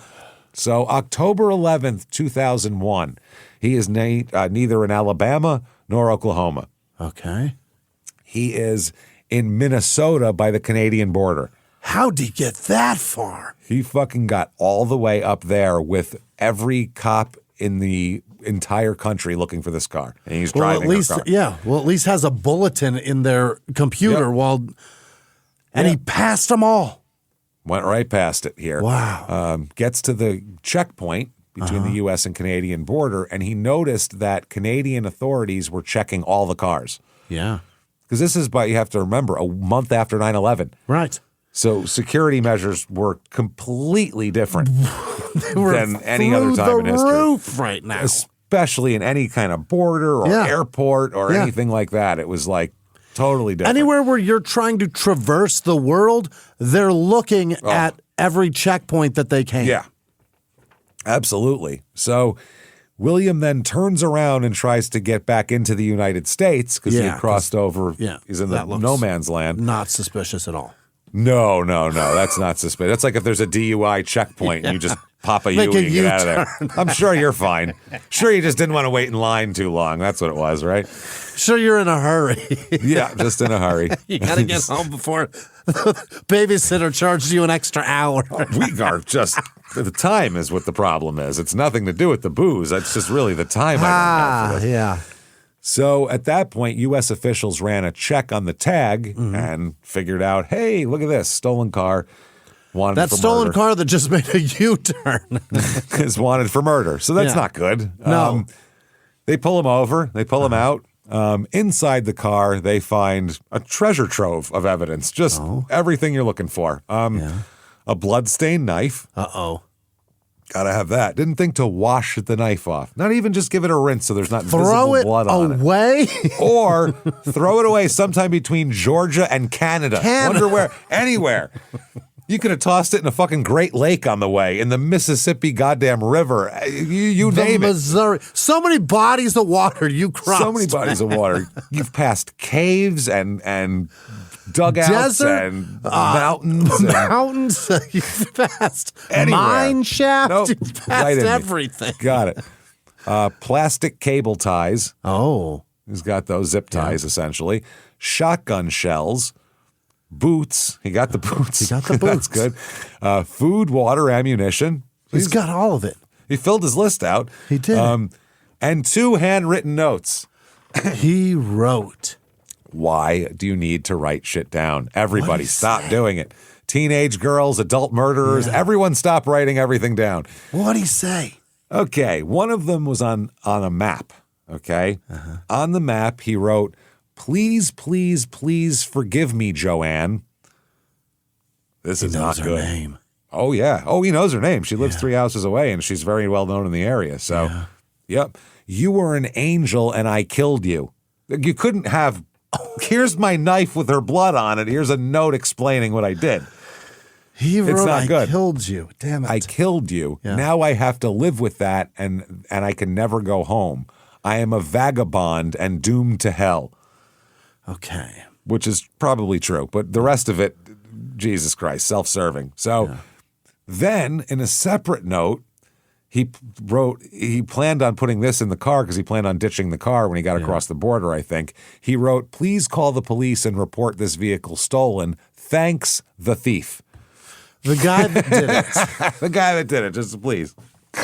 So that's what he wrote. He had two different notes. One for a dead woman. Yeah. Who was never going to read it or get it. So that you didn't need to write that down. So fun that he thinks that he's outsmarted anybody and that they don't already know it's stolen. No, please report this stolen. Yeah. So that's what he's got on him. So they're like, you got a lot of splaining to do, homie. Yeah. This is a lot. So in the Cook County Jail in Grand Marias, whatever it is, Minnesota, he confesses in graphic detail. Really? He said, we got you dead to rights, man. You wrote, I killed you, literally, on a fucking piece of paper. You have the car of a dead woman. We have a note of you addressing said dead woman by name and apologizing then claiming for killing responsibility for the dead woman. Yeah. Oh, did we mention the bloody knife with her blood all over it? Have her knife blood to prove that, to connect you to.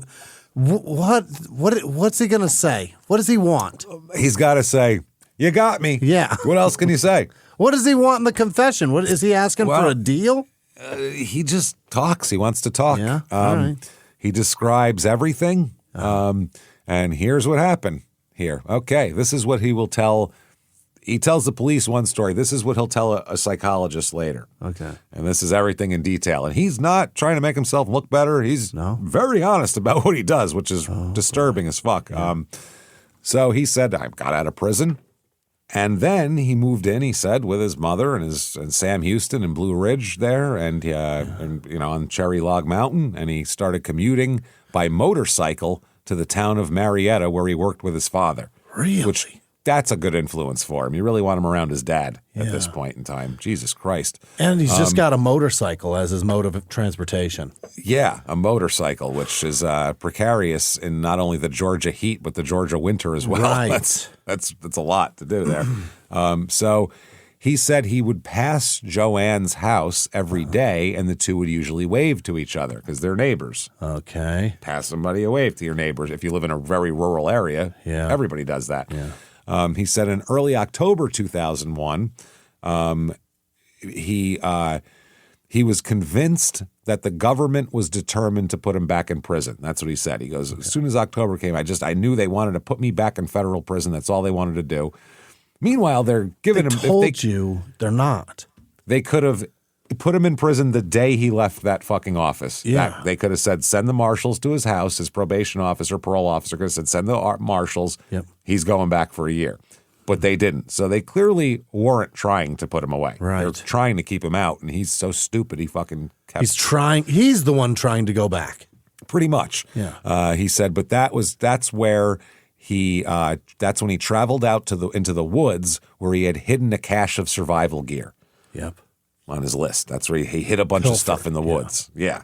On his way up to check on his cache in the woods, make sure it's still there, he passed Joanne's house and waved to her, but she didn't wave back. Okay. Again, this is a huge slight to a guy like this. Does he say if she saw the wave? He doesn't say. She didn't wave back. That's all he knows. She didn't wave back.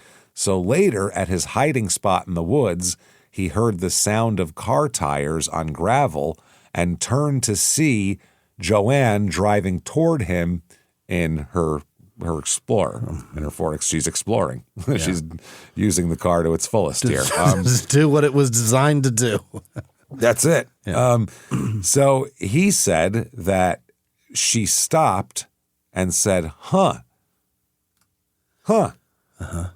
through her half-open driver's side window, then turned her vehicle around and drove away. She didn't say hi. She didn't say what's going on. She said, huh, and then turned around and left. Okay. So this freaked him out for some reason. She's on to me. onto me for being in the woods. Right. You're Checking allowed on my to be cachet. Yeah. You're allowed to be in the woods, first of all. So, like, I don't know what he thought. She didn't catch him doing anything illegal. She just caught him in the woods. So it freaked him out, though. So he began to focus on her and to fixate on her because he thinks that she has it in for him now. Then he said he was sitting there one night and it hit him why he knew her, he thought in his head, and why that they have some sort of connection. He figured it out. Oh. She's his babysitter. That's Tinkerbell. I found her. Joanne is now Tinkerbell. Joanne is Tinkerbell. Here's the thing. He's a year older than Joanne. So Joanne that's ain't impossible. Tinkerbell. Impossible for her to be Tinkerbell. I mean, he doesn't know her age, I'm sure, or whatever, but he says that he was positive that she was Tinkerbell, the babysitter who sexually abused him. Oh, boy. Okay. So he said that he suspected that Tinkerbell had been a witch and that her sexual abuse had placed him under a spell. That's how they do it. Right. Yeah, they put, it's not oral, it's you use your it's sexually communicated. Vagina. Yeah, sexually communicated spells, obviously. Right. That's the thing. You can catch chlamydia, herpes, hexes, all sorts of things can be caught sexually. Sometimes. And that spell explained, the way he put it, quote, explained all the troubles and frustrations in his life. So everything that's happened to him up to this point is the fault of that babysitter's magic vagina and the way that she hexed him. And now he's found her. There she is. Okay. So you can imagine the machinations in this guy's head at this point. I'd be out of it too. He said he reasoned that Tinkerbell, Joanne, now it's Tinkerbell to him, had placed some kind of spell on him. She could also undo the spell. Okay, yeah. The only person who can undo it is the person that did it. Right. He said. So that was his, I mean, obviously his plan is now to figure that out, right?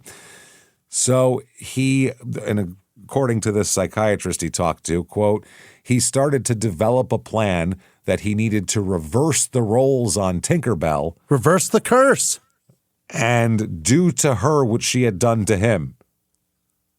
Oh, that that's is not way different. That is, I was going to say, that is not what you had in mind. That is not a piano in the lake. What are we doing? I don't know what that is. That's called revenge, man. Yep. So he said he broke into her house to wait for her to get her to reverse the spell. Yeah. That's why he's doing this, right? He said he broke into the house, went inside to wait for her. He heard a car drive up and he became nervous. Okay. Got real nervous when the car drove up. So he looked out the window and saw that it wasn't even Joanne. It was some of her neighbors arriving at the cabin next door. Okay. So he continued to wait, and his stomach is just churning, he said, because he's just nervous now. And so he had to use the restroom. So he went and took a shit in this lady's house. Gave himself diarrhea. He gave himself the shits because he's so nervous, okay? So he goes... and he shits. Now, what if she came home at that point? Right. And just opened the door and heard a huge fart coming from her bathroom? Like, what kind of plan do you have, bro? If ever there's a sign that you're doing the wrong thing, that's the one. That's the one. Anything that gives you diarrhea, you shouldn't do that. Either that or you're about to debut on Broadway or something. Either you're doing something amazing or you're doing something terrible. One or the other. Oh, boy. Like if I was about to like blast off as like an astronaut, I might have to shit beforehand just to make sure, you know? So he's gets done, I assume, cleans himself up. As he was coming out of the bathroom, timing is remarkable here, he heard another vehicle coming. Right. Okay. Wow. He's still buttoning his pants up. He hears another vehicle coming. So he went into the bedroom and could hear Joanne approaching the cabin. Yeah. As she came in, he saw her, and he had a shotgun here. Yeah. Her shotgun, by the way. Right. Or no, this is the shotgun he brought. I apologize. He's got a shotgun, and he smashes her in the back of the head with the gun. Okay. Hits her in the head. Now, when he does that, he accidentally discharges the shotgun as well. He shoots a shot off because he's probably got his finger on the trigger when he did it in the jerking motion. Terrible trigger discipline. Awful.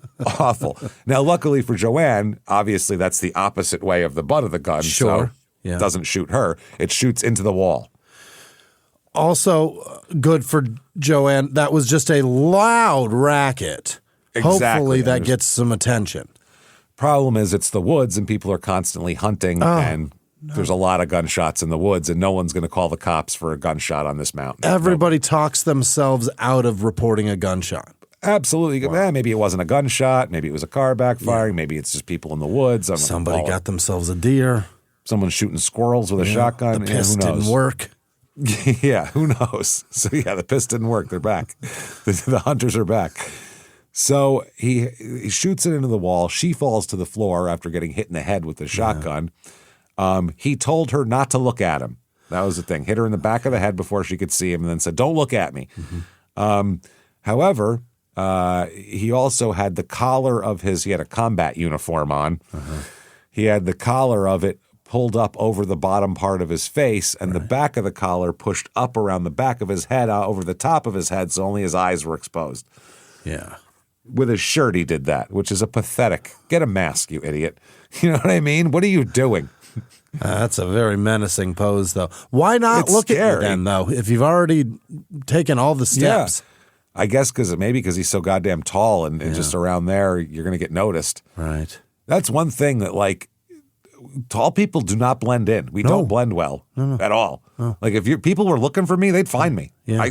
My fucking head is sticking out of everybody. Outside of venues, you can blend in. Yeah, outside of venues, people find us because we're together. Yep. Look at that. Tall and short, you son of a bitch. Look at the tall guy. He's got a little midget with him. That's probably them. That's probably them.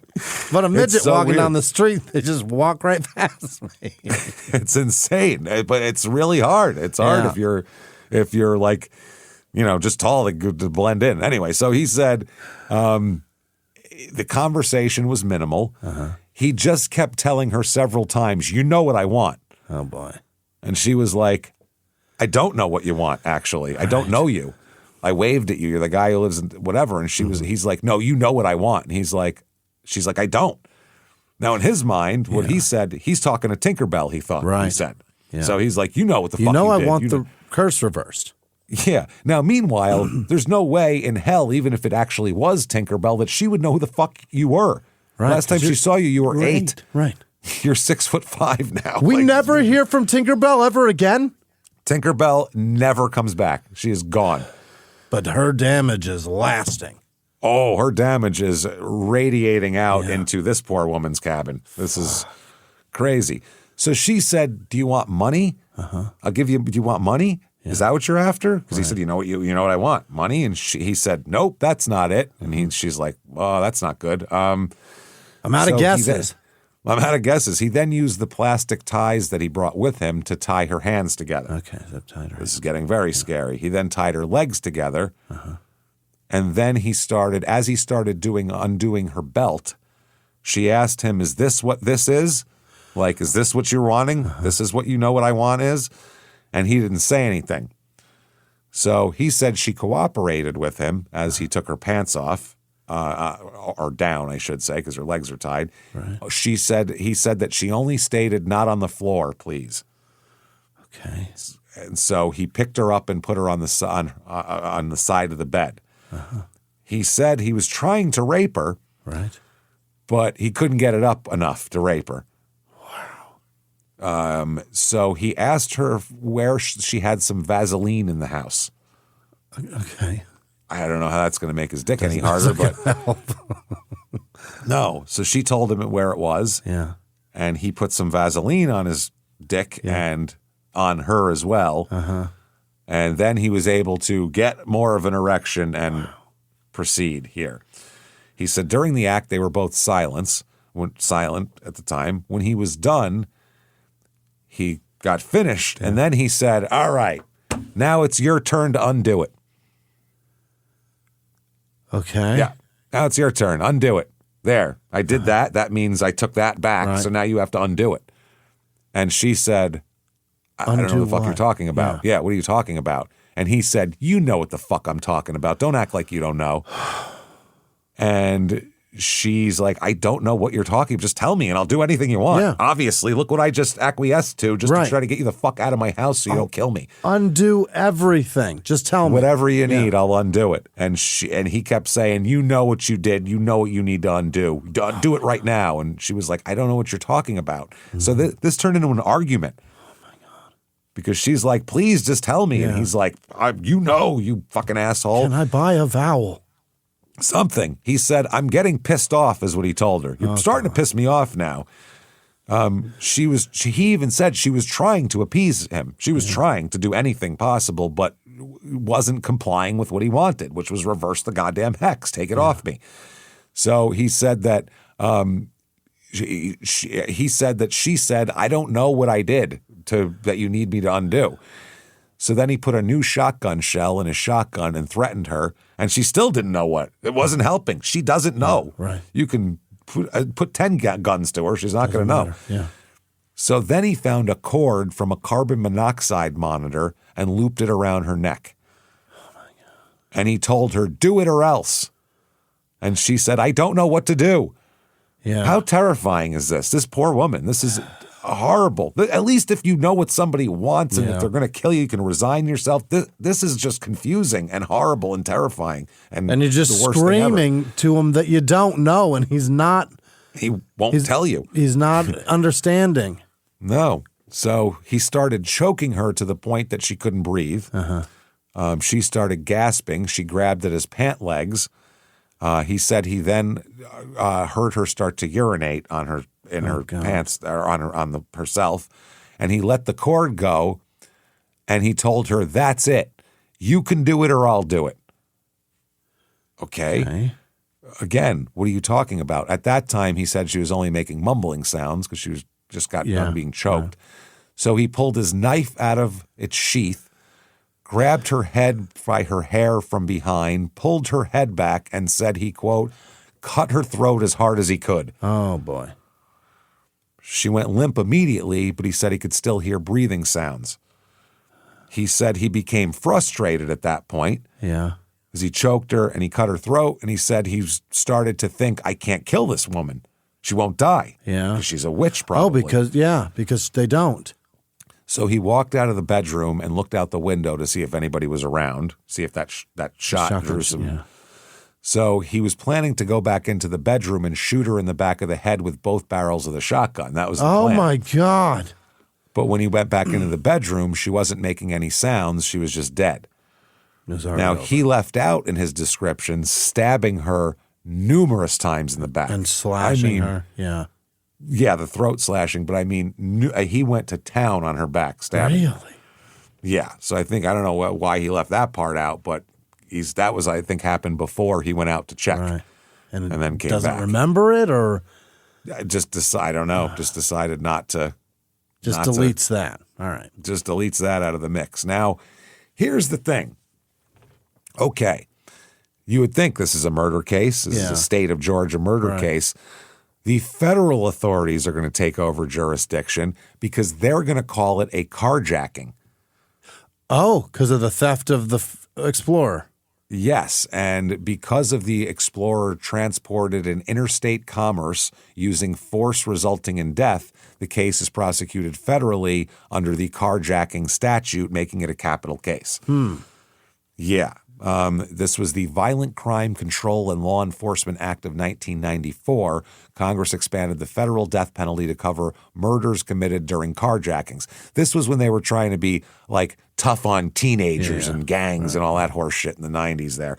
But being that he did steal the car afterwards, I guess it's in the that's going to be the but Georgia should be able to prosecute that anyway, shouldn't they?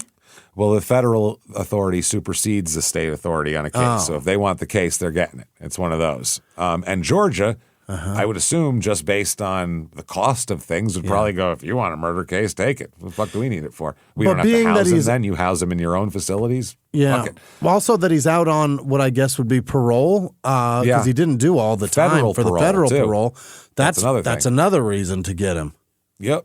So this act, basically, Congress expanded the federal death penalty to cover murders committed during carjackings, although Georgia defense lawyers question whether it should cover a situation like this one. Yeah. One lawyer told the Atlanta Journal-Constitution this is purely a state crime that ought to be prosecuted in state court. Okay.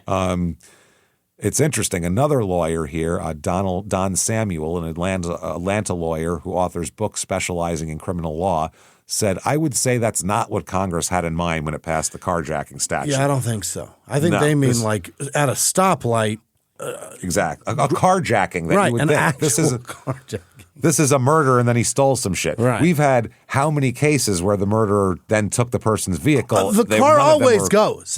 None of them are federal carjacking cases. The car's always gone. Yeah. Whether they go burn it or whether anything. Yeah. So they said the federal death penalty statute supposedly was passed to allow the federal government to prosecute interstate crimes. This is a stretch to even make it a carjacking, never mind an interstate carjacking. Yeah. There's a car theft involved, but it was not a jacking. Totally, exactly. He said the carjacking statute makes it a crime when someone with intent to cause death or serious bodily harm takes a motor vehicle from the person or presence of another by force and violence or by intimidation. So their whole case would be his goal was to get the car, and he did whatever he had to get the car. Not that he wanted to kill her, and she happened to have a car. Right. That's all it is. Huh. But I mean, he wrote in the letter that the car is the goal. He needed a car, regardless of why he killed the woman. Yeah. His letter wrote, "I'm going to steal cars and kill people in the interim to get new cars." That's what they're going to use. They're going to say that's what he was doing, not the other thing. So I don't know. Usually in a carjacking, there's no rape involved. You know what I mean? Right. So usually they take your car and that's that. So in June of 1999, the federal appeals court in Atlanta had issued a ruling that could help the federal prosecutors, though, in a case where a car was stolen from an employee of a Fuddruckers restaurant in Dade County, Florida. Poor fuck, that's what I just thought too. I just thought, you poor bastard. A terrible life. Smelling like French fries walking out of fucking Dade County into you're the going, humidity. Jump in your car to your Dade County apartment. Oh, man. Jesus. The humidity will make that stink fucking hang on you, too.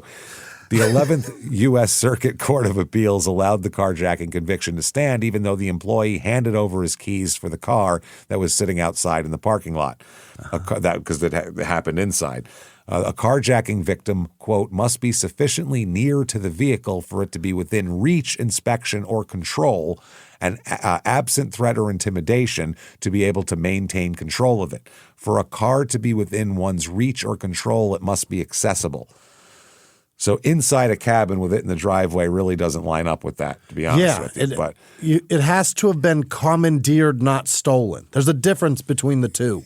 Yeah, it's weird. So you have to bypass the owner or occupant and driver to take the vehicle rather than just hot wiring and taking off with it. Or exactly, that's just stealing it. Yeah. The carjacking has to be the owner is in control or possession of it and you took it. Now, this is kind of a different thing, honestly. Entirely different. So her mom, by the way, this is Joanne's mom, does a really nice thing here. She used a $50,000 life insurance settlement that she got for Joanne and built a 1,000 square foot outdoor classroom in her hometown. Wow. Which is really cool. She said her daughter loved the outdoors, and she said over 3,000 kids have visited it. In Franklin? And it's in her area where she lives. Franklin, Tennessee, right? I think it might be Florida by now. I think she might have moved to Florida by now. Yeah. But she built it in 3 months. And it's really nice and really interesting, by the way. There's an article that says, like a force of Mother Nature that can't be thwarted, this mother couldn't be distracted. She had a vision and a deadline, October 7th, 2002, the anniversary of her daughter's death, and could not be deterred. Janie's personal mission was clear: create some good out of the evil that befell her beloved Joanne. This is something that she wrote on the website for the outdoor classroom. I'm beginning to believe, not hope, that Joanne is with me still. It seems that experiences take me to the cliff's edge, but if I don't give up and wait for an angel to carry me across the canyon, I can land in a place more beautiful than the one I left. That angel has got to be Joanne. Okay. Now, the Gilmer District Attorney, by the way, who, I mean, like I said, not a lot of people in this county. No. How fucking old is this guy? He fell in the stairway of the county courthouse in Ellijay, and in March of 2003, before this trial starts, and it left him a quadriplegic. That's horrible. Poor bastard. Roger Queen is his name. You poor bastard, Roger. Just like snapped his neck? Apparently down in the courthouse. Wow. Holy shit. He remains on a ventilator. Oh, Jesus. But says he wants to participate in the trial and plans to be there. How about pass it off to somebody else? Take it easy. Wow, that is insane. Committed. Yeah, and the newspaper article also said that that the killing has the markings of a classic state death penalty case, an alleged vicious slaying during the course of a felony, but it was approved as a federal death penalty case by the Department of Justice. Now, in jail, he still is fucking off. Still doing it. Oh, he's doing crazy shit. People witnessed him. 2 Lumpkin County law enforcement officials witnessed William LaCroix escape from his cell in the Lumpkin County Detention Center. At certain times. Officer Aaron Welch, a Lumpkin County detention officer, testified that LaCroix and other inmates were using a catwalk in the detention center's drop ceiling as a, quote, virtual highway between male and female cells. They were using it to go over the walls to go into the female side and vice versa. And they could get behind the walls and do it. Yep. Officer Christopher Holman of the Sheriff's Department said that in one incident, 2 female inmates were found under a bed in William's cell. Imagine that. He got 2? That's what I'm saying. This is fucking ridiculous. He's having threesomes in prison. This is ridiculous. No. That is no. You're not. No. I won't allow that. Shouldn't even be able to fuck one person. He could fuck 2. No. Well, maybe if they have a dick. Not you shouldn't be able to fuck who you want to fuck in prison. Yeah, that's what it is. Not fair. That's just not fair. Wow. Imagine that too. They're coming and he's like, hide. You're in a prison cell. Where are you? Oh, just go under the bed. They won't notice you. Fucking ridiculous. He got 2 women beneath a single bunk and was like, a single bunk. You'll be fine in there. Yeah, they must have been thin anyway. Yeah. That's all I can imagine. Tiny gals. It had to be small. In a separate incident, they inspected his cell and found that he had created a hole in the shower wall that was large enough for a man to sneak through. That's a big hole. It's a big hole. In the crawl space where they went, they found a note written on the wall that says, "So well, have a great day explaining to the marshals about me. Thanks for the food, smokes, and women, LaCroix." And then he said, "P.S. Had a great time here, but sorry, I won't miss you." He loves writing notes, this guy. And he left a goodbye note, and then he still didn't escape. I think he was planning on it pretty damn soon, I would hope. Yeah.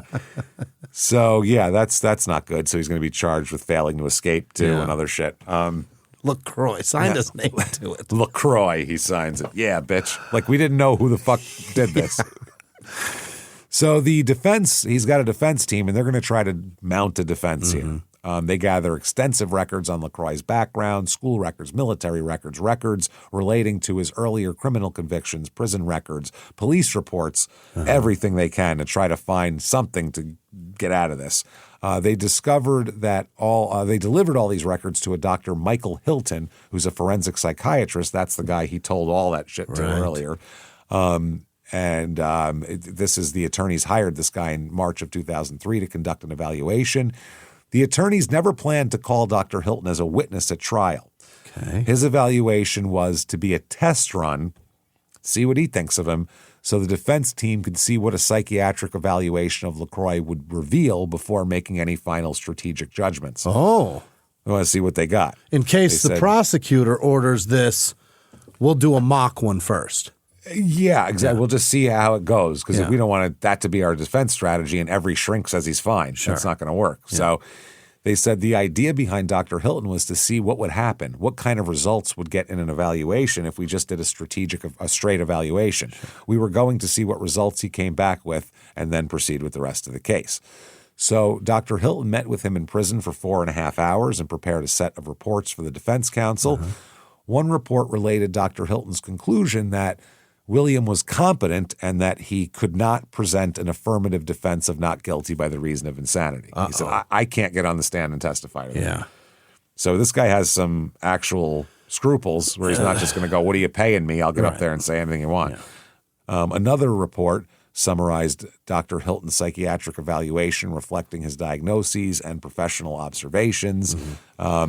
As the defense team considered all of this, the problem is that there's a rule called Rule 12.2b of the Federal Rules of Criminal Procedure, which requires a defendant to notify the government in advance of trial if the defendant plans to introduce expert testimony on mental health issues at either the guilt or penalty phase of the trial. Okay.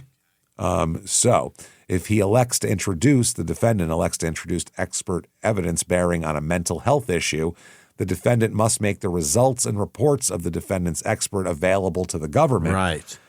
And the defendant himself may be required to submit to an evaluation by the government expert as well.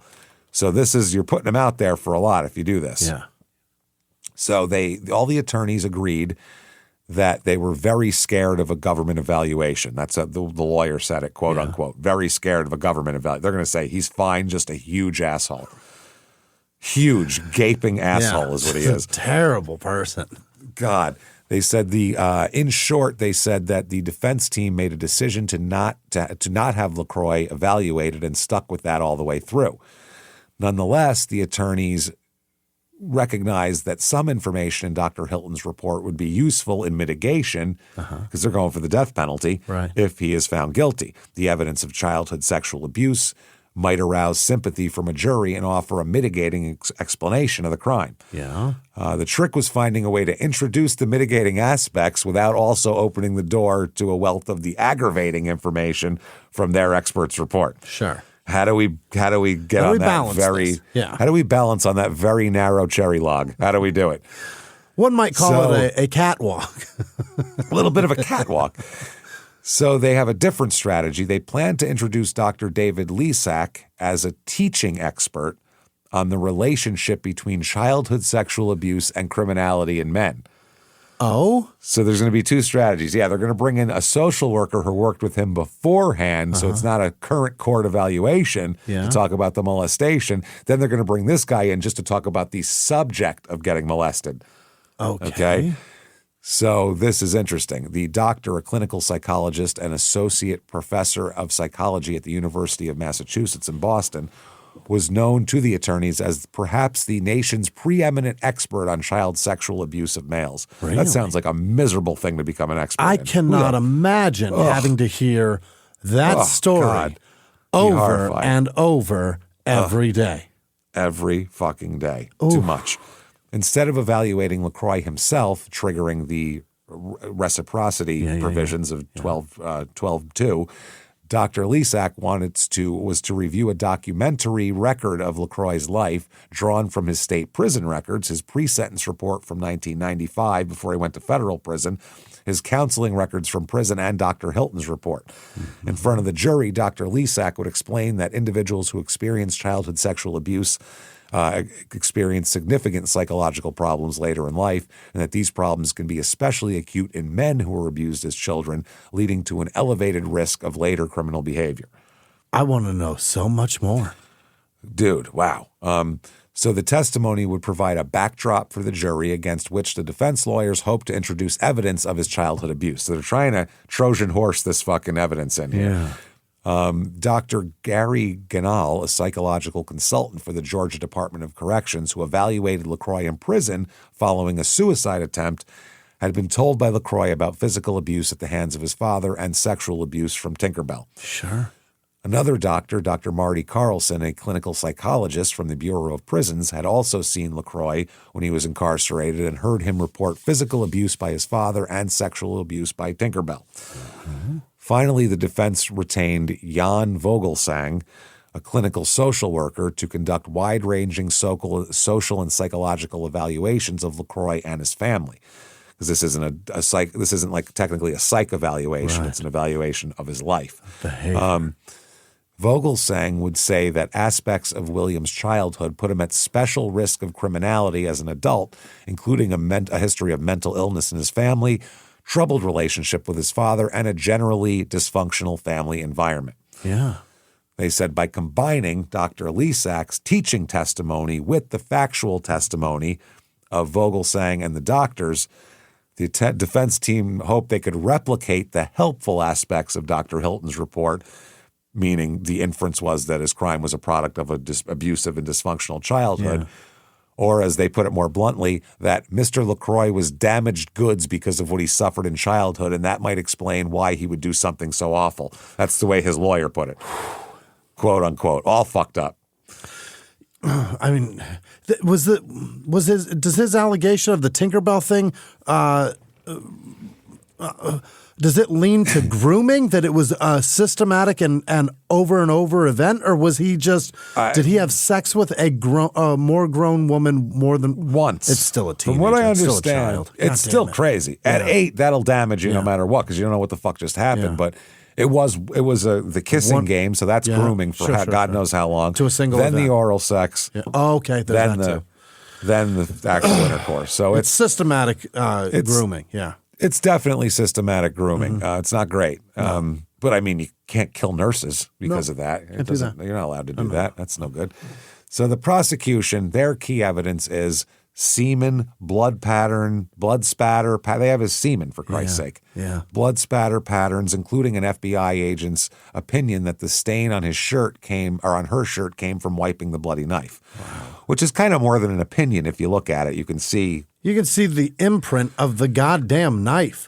Yeah, if it's a strip of blood the size of the blade of knife, it's probably from that. Yeah. And at the very tip of it, it comes to, a point like a knife. Yeah, that's the other thing about it, yeah. So also the cable ties, the murder knife, the shotgun, the crime scene details, his extremely detailed confession. Right. There's a bit of evidence they have here. Smudge. Yeah, that's why their only chance is they're going for mitigating evidence in the penalty phase. They're like, they know he's going to get found guilty. They know it. There's no way around this, yeah. No, they even have the 1991 evidence noting planning for robberies to rape, rob, and pillage and a hit list. Right. Now, the defense is going to say, well, that was from 10 years earlier, so you can't say his goals were the same. In other words, to get that car. Sure, yeah. That was his goal 10 years ago, not now. Yeah, that's one thing you can say. However, the roadmap is there, and what happened is there, and they kind of lay right on top of each other. All right there. Yeah, you can't avoid it. No. You just can't. So they said his hit list, his evasion tactics, it's all admitted under Federal Rule of Evidence 404B, which if you watch trials, you'll hear that quite often, 404B shit, to show intent, absence of mistake, MO, and identity. The court ruled it was not too remote, accounting for the incarceration, and its probative value outweighed prejudice. Sure. They said if he wasn't in prison for 10 years, I would say it was too remote because he had 10 years to do all this shit and didn't, so that wasn't his goal. But he did that and then went right to prison. Right. So who knows? When he got out, he was just continuing what he did in 91 then. Right. That's the way the judge put it, which, again, bit of a stretch, but fine. It's there. The defense objected to the 1991 evidence and sought a lesser-included offense instruction on simple carjacking without the death result, but the judge refused both, finding the evidence only supported capital murder or acquittal, one of the two. Death penalty crime or walk free. And a jury's got to sit in a room, take all that evidence and go, we either let him go or we kill him. Let him go or kill him. Or, I guess, life without you could do also. Okay, that's if you find him guilty of the capital murder. It's not just the death penalty, but that's the option. So LaCroix's trial began on February 17, 2004. The defense attorneys seize on the botched burglary defense. That's their new defense. He was just there to burglarize the place. She came in, freaked him out, never planned this. Yeah. So how could he plan to jack the car, too? Right. It wasn't even there when he went in. The man was shitting. He was shitting, for God's sake, here. They argued that LaCroix just meant to, and this is during the guilt phase. This is during trial, so they're not saying he's innocent. They're saying he merely planned to rob her home like he had done to several other homes and didn't kill anybody. Yeah, that's a great point. but panicked when she caught him in the act and murdered her on impulse. They put it to the jury and later on that the whole episode was not a carjacking, but an irrational criminal act in the middle of a burglary. Okay. The reason for this, it's very strategic, is the botched burglary defense, they say in this court document, is jurisdictional. The case was only in federal court because the government had charged him with carjacking, which in turn required the federal government to prove that LaCroix killed her with the intent of taking her car. So they're trying to cut that off. Yeah. That's their intent. They say that's what they're doing. So they say he only later formed the intent to take her car as a means of escape, but never meant to, because if he didn't kill her, he wouldn't have had to flee. Yeah. That's the way they're looking at it. So what was he going to do? Take her car, drive it 2 cabins over, and park it in his driveway? I suppose. Like he wouldn't have stole it. The robbery's a crazy story, too, because he's got a motorcycle. Yep, he's got a motorcycle. Very difficult to steal things on a fucking motorcycle. True, but he was stealing handheld things that he could walk 2 houses over. Okay, so he could just walk it home, I guess? He came with zip ties and a shotgun. Yeah, that doesn't scream taking a robbery. TV. Yeah. Nope, that screams if someone comes, they're gonna get some shit here. So they said that then the federal jurisdictional hook would be absent and LaCroix would evade a federal conviction. Yeah. That's what they're going for. The jurisdictional argument was unsuccessful, though. They're not into it, none of these people. So the verdict comes in, unsurprisingly, and actually it is kind of surprising because if you look at it from a legal standpoint, carjacking's a stretch. It really is. It sure in the fuck is. It is, and nobody wants to kick this guy in the dick more than us. This is not to defend anybody. Joanne was a wonderful person that did not deserve any of this. No. Nothing. No. Not even a fucking drop of this. She wasn't involved with this guy. She didn't. There's no some people you're like, they were in a relationship and that person at least had the responsibility of being around a person like that. Not that that's a good excuse for murder or anything like that, but she waved at the guy a couple of times. This is asinine. And there's also no excuse for utilizing childhood abuse to further injure people and cause mayhem and harm. Especially to rape them. Right. You should know better. It's the Aileen Wuornos defense, too, of I'm sure she was raped. I'm sure she's been tortured in her life. She was. A shitload. That's why she ended up where she was. Right. But you don't get to kill people You don't get to. You can't. No. It's one of those things where with her you go, well, it's understandable how she might get to there, but we can't have you on the streets like this. Sorry. No. You're going Gacy, to jail. by all reports, was horribly treated by his father. Oh, terribly. You don't get to rape and murder little boys and bury them under your house. Not allowed to do it. Just not allowed to do it. You can't do it. Just not. Isn't it crazy? It's such a weird world, it's a wild isn't stance to take this day. Say, don't rape and kill just because it's weird, right? I get it. The world is torturous, but don't still not allowed to kill anybody. Just not. So, wow. Now, they find him guilty on all counts. Yeah. Obviously. Everything. Okay. And it's hard. Federal trials have like a 96% conviction rate or 98%. The whole system is set up against you in the federal trial world. It is interesting how deep their pockets are to get really great attorneys. That's the thing, too. There's unlimited funds. It doesn't stop. No. If he went to the state level, that's Gilmer County. Yeah. How much money do you think a county that has 31,000 people in it has? And how good do you think the state's attorney in that county is? I don't know. If he was good, when he gets off the ventilator, I'll let you know. I'm not positive. That's what I'm saying. It's kind of hard. His body is real weak. Sorry. I don't know what's going on with his mind, but he certainly can't navigate steps. That's a fact. But if he was worth his fucking muster, he'd be down at Atlanta. Probably. Well, think about what the appeals costs of a death penalty case would be for a county like that.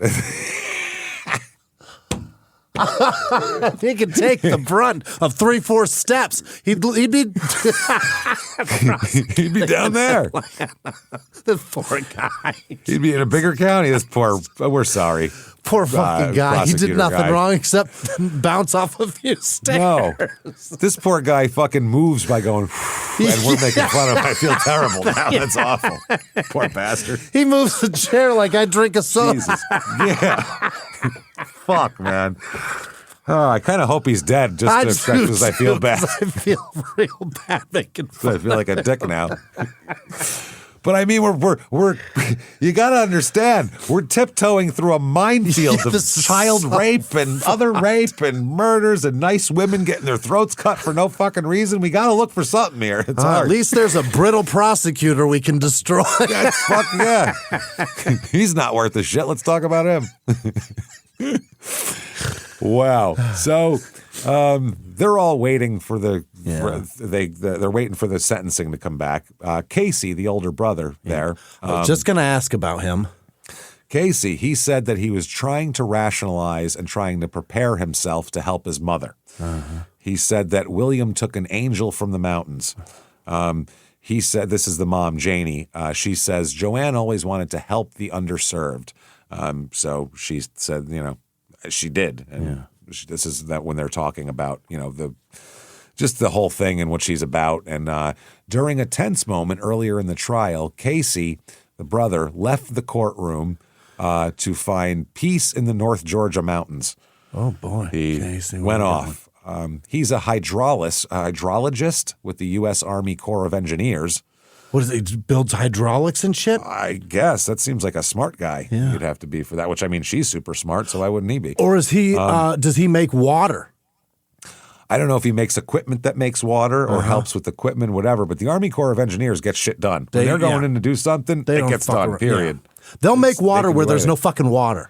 They'll make a bridge across an ocean, these people. They're insane. So he rode, I guess, he works in Tennessee. He rode a bicycle from Helen to the top of Brasstown Bald, which is Georgia's highest point. The time alone was to reflect on his sister here.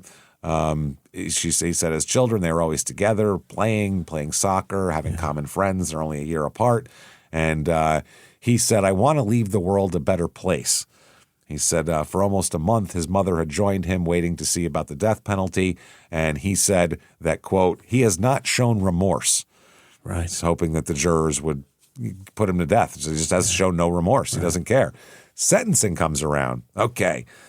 The government's case in chief here is victim impact statements from her family and friends, testimony regarding his convictions in the early 90s, and testimony regarding his conduct while incarcerated. Yeah, he's planned to escape. He's fucking people in prison. He's having a great time. Since the time he's 17, he's been a piece of shit. Yeah. And they're going to emphasize that he tried to escape because that's part of the death penalty is future dangerousness. Right. Yeah. If you have him in a supermax prison and say, well, he's just going to be in there, you can't say he's future danger. Right. But if you say he's an escape artist, now he's a future danger. He wrote a love letter and a goodbye note. To the jailers. Right. Yeah. One of the guards, or COs, whatever, testified about the catwalk and the female prisoners and all that, which must have been fun for the jury to hear about. That would have been, hey, this is entertaining. They found the hole in the shower. They told him about the note, all that. The defense strategy was not to call additional mental health experts, just Dr. David Lisak as the teaching witness, and to avoid the battle of the experts and prevent governmental rebuttal from this. Basically. So they didn't. They do all of this. They present other mental health evidence. They seek clarification from the judge about what questions could be put to his former psychiatrist without triggering that rule, basically. How far can we go here? Can judges give legal counsel? I guess they have to, It's not legal counsel. That's more of, how do we keep this from being a mistrial, and how do we keep this from being retried and thrown out on appeal? That's it. And that's the thing, too. The judge doesn't want that either. Right. You got to keep it between the lines for both sides. Yeah, and that's where the jury leave the room and we have an hour where we all argue about it. This is the type of shit they do, basically. The judge told them that the witnesses were permitted to testify about fact matters related to them in meetings with LaCroix, but could not testify about psychological testing, results, diagnoses, or opinions without triggering the rule and the rebuttal testimony. So they called Dr. Gary Ganal, who said that he talks about the suicide attempt in state prison. The doctor said about the troubled childhood, the federal prison, molested by Tinkerbell. The social worker testified at length about her interviews with LaCroix's family and friends, where she compiled as part of what she called a biopsychosocial assessment. Okay. Jesus. And testified about family growing up without limits and boundaries, gambling, the areas of money, ready availability of weapons, poorly supervised children around suicidal family members, cousins continuing to have sex with each other, engaging in sexual behaviors that were sometimes almost right in front of their parents. It gradually escalates. Yeah. The male members being, if it weren't for sex, women would have a bounty on their heads, talking about his dad having a gun to his mom's head and taking the gun and all that kind of thing. It was all very relatable up until the cousin fucking. And then everything after that gets so much worse. That's totally different thing once we get into just rampant cousin fucking all over the county.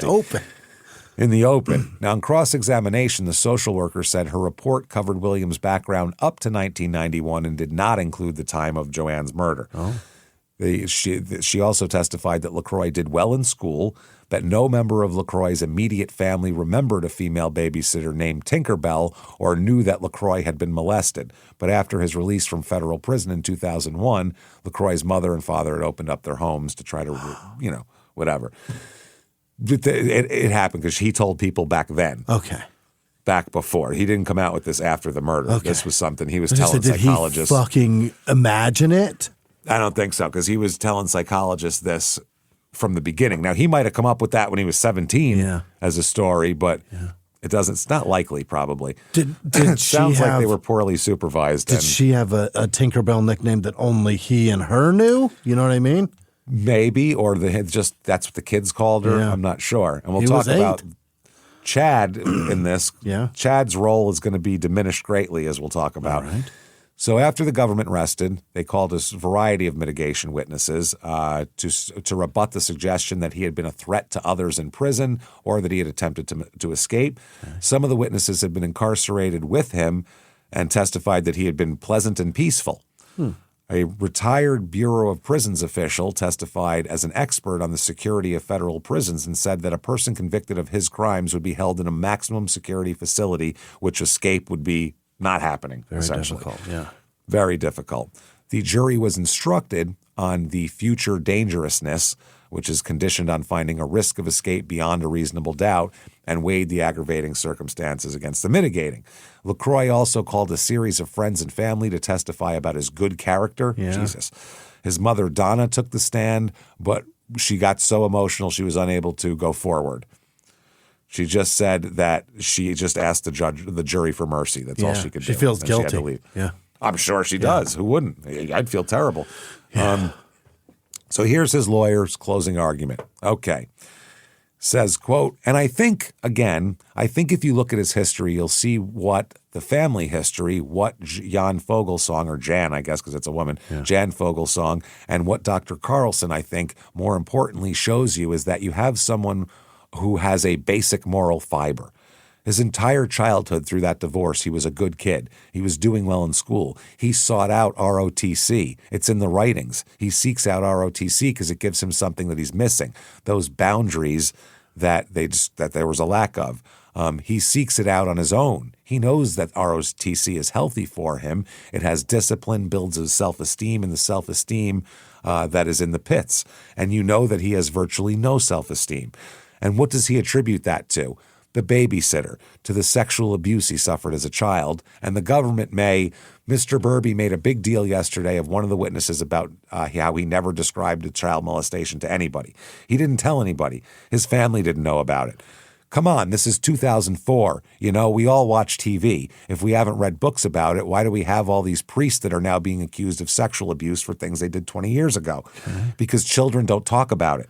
Right. True. Yeah. For whatever reasons, whatever happens, that doesn't mean it didn't happen. Why would he be talking about sexual abuse by a teenager while he's in therapy with Dr. Carlson? He's not in therapy to get out of jail. He's not in therapy to cut his sentence short.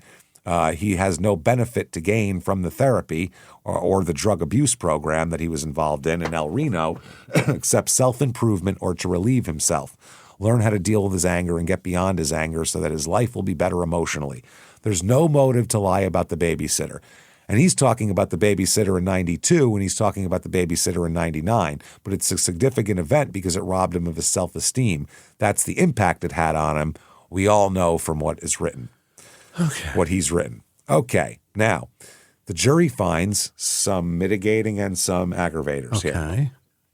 They find that all of the eligibility factors and all of the statutory and non-statutory aggravating factors exist.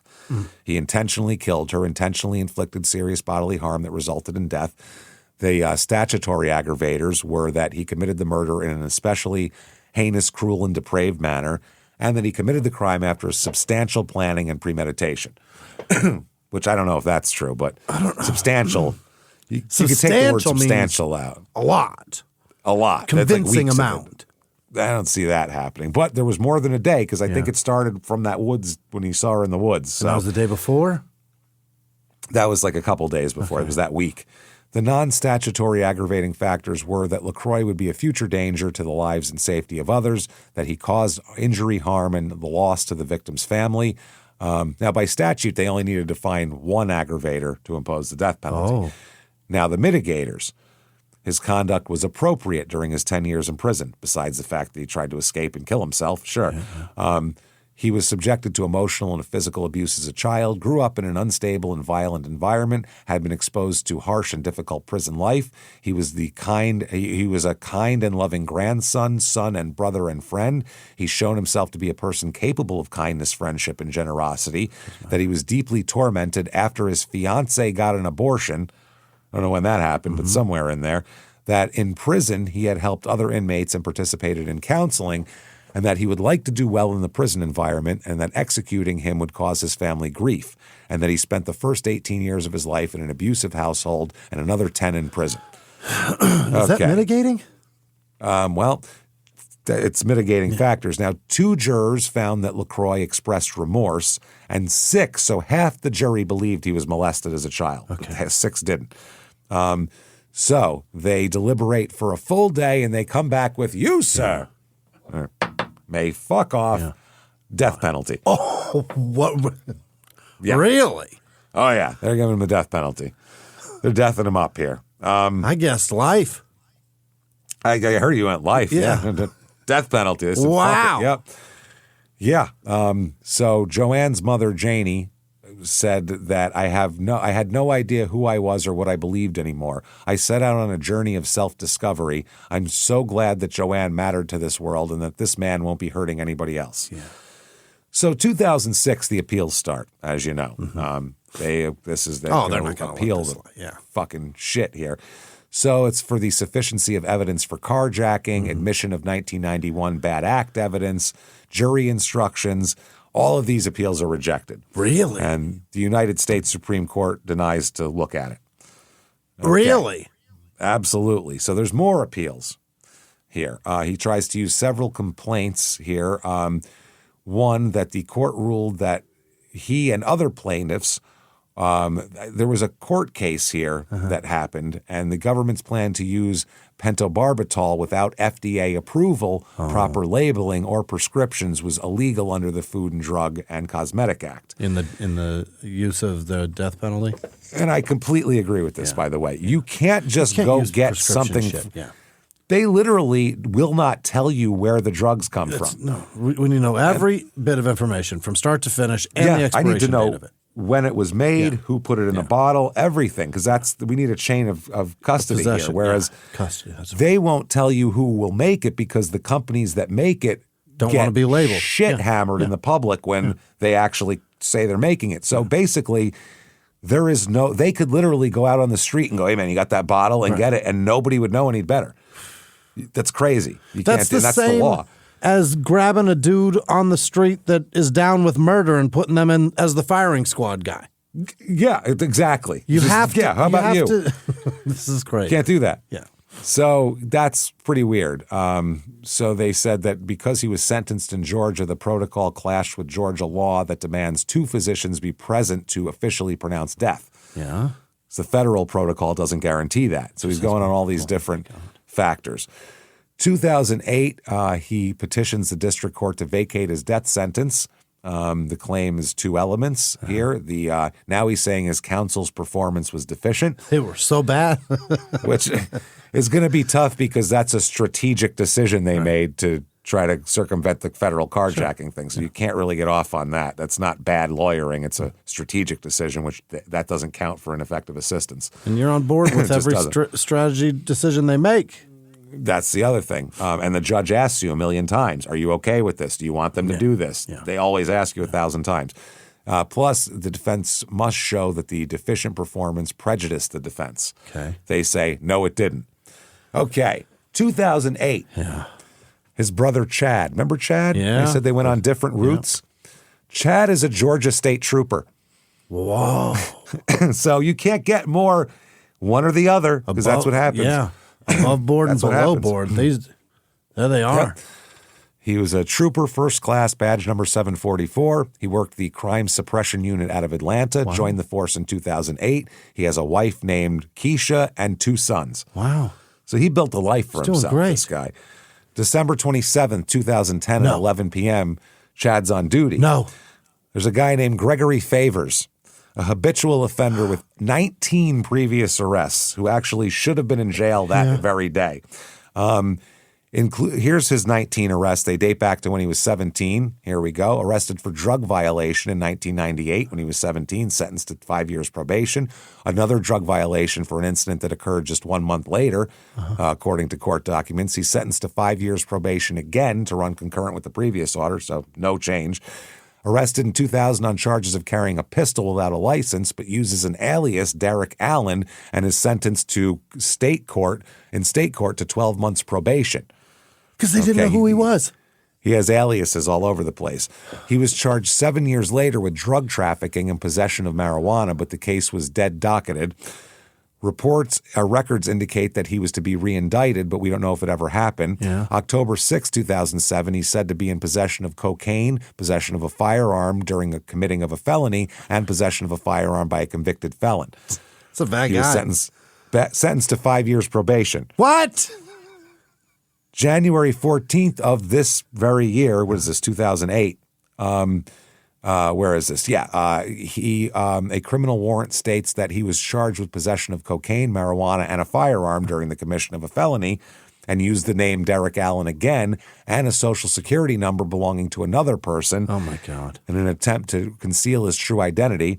This leads to a plea deal where he pleaded guilty to forgery in the first degree and is sentenced to, I'm going to give you a guess, Jimmy. Some probation, James. 5 years probation. Yeah, that's right. That was followed really building a case to put this guy in prison. You think a little bit? They're trying to build it. That was followed by 2 more arrests in Atlanta. June 25th, he was sentenced to 30 years in prison. Okay. But is only ordered to spend 60 days of that in jail, the rest on probation. What is that? 30 years probation. Now, this day that we just talked about, Favors was free on bond for felony charges of criminal attempt to enter an auto, possession of tools for the commission of a crime, cocaine possession, and 2 counts of obstructing a police officer. Okay. He failed to appear in court that morning. That morning. He had used other aliases over the years, which may be the reason why they couldn't identify all of his crimes and get it all connected. Okay. So Chad tries to pull Greg over for a broken taillight or headlight, as seen it 5 different times, 10 different places. An illumination marker on a vehicle. Something on the car. It's a Mazda 6. Yeah. Okay. So LaCroix tries to pull him over. Favors speeds off from Bolton Road near the I-285. LaCroix chases him for 8 miles. Wow. Until he crashes into a mailbox. Who does? Favors does. Crashes into a mailbox, his car on an embankment with the driver's side door wedged into a brick mailbox, so he can't get out. He's fucked. So the patrol car's dash cam shows his brother Chad here approaching the Mazda, and he's shot in the neck as he approaches the Mazda. The guy shoots him from the car. Shoots him in the neck. Fatal shot, kills him. Wow. 2 little kids pulling a guy over for a broken taillight. Just because this scumbag doesn't want to go to jail. He died en route to Grady Memorial Hospital at 38. And, it gets better. After he shot and killed this guy, Favors got his way out of the car and then jumped in his car and drove off in the cop car. He took the cop car. Holy shit. Did they put him in jail for this one? I can't believe I have to ask. 5 years probation. And then the police spotted the car abandoned and caught him after a foot chase. Wow. He is sentenced to life without parole, Idiot. by the way. Yeah, he had dried blood on his hands, and they saw him throw a gun on top of an apartment building. Unbelievable. While he ran. Now, this is a lot. So Chad's wife said, "We're happy to know Mr. Favors will be behind bars until his dying day. We're also sad that this day happened because a man decided to kill Chad." Yeah. 2014, now off of Chad.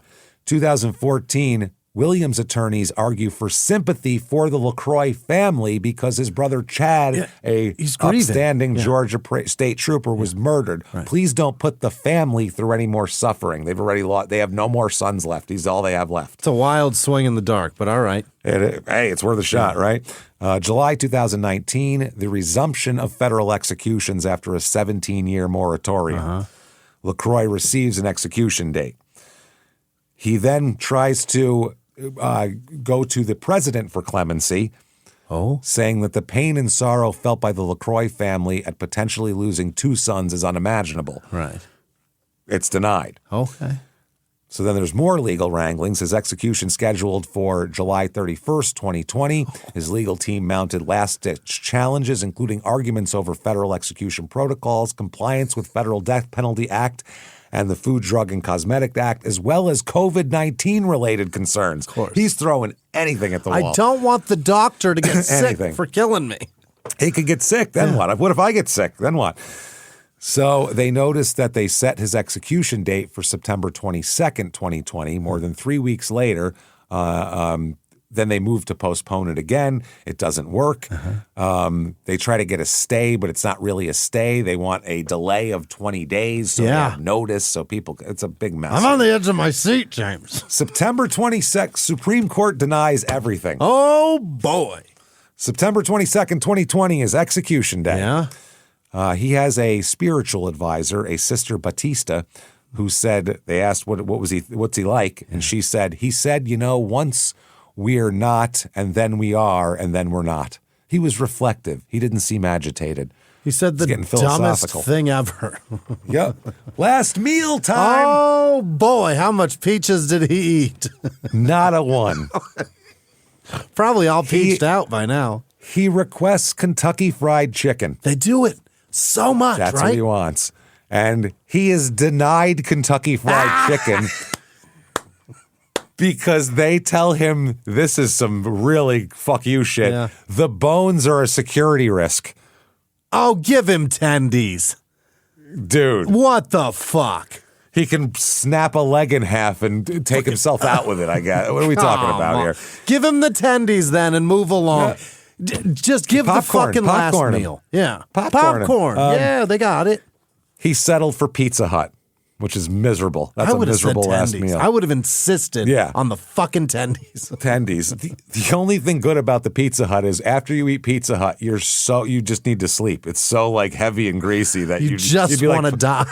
Go ahead and put me down. Go ahead and put me down. No, do it right now. I don't even want to go out there. Just stick Every it in me. time he's about to do a bad thing, he loves to have diarrhea right before. All the time. He really wants it bad. There was another guy who got denied KFC for a similar reason. Really? One of it was that he wanted to share it with the other death row inmates, which they wouldn't let him do. So they have all the if we had more time, we'd go through all the execution details of how they prepare for it, because I find that shit really interesting. And, I don't know. I'm paying for it. It's our fucking tax money, so I'd like to know what they're doing. I do think it's fascinating when somebody that's put to death chooses a fucking giant corporate chain to almost advertise for them. You know what I mean? It's crazy. So wild.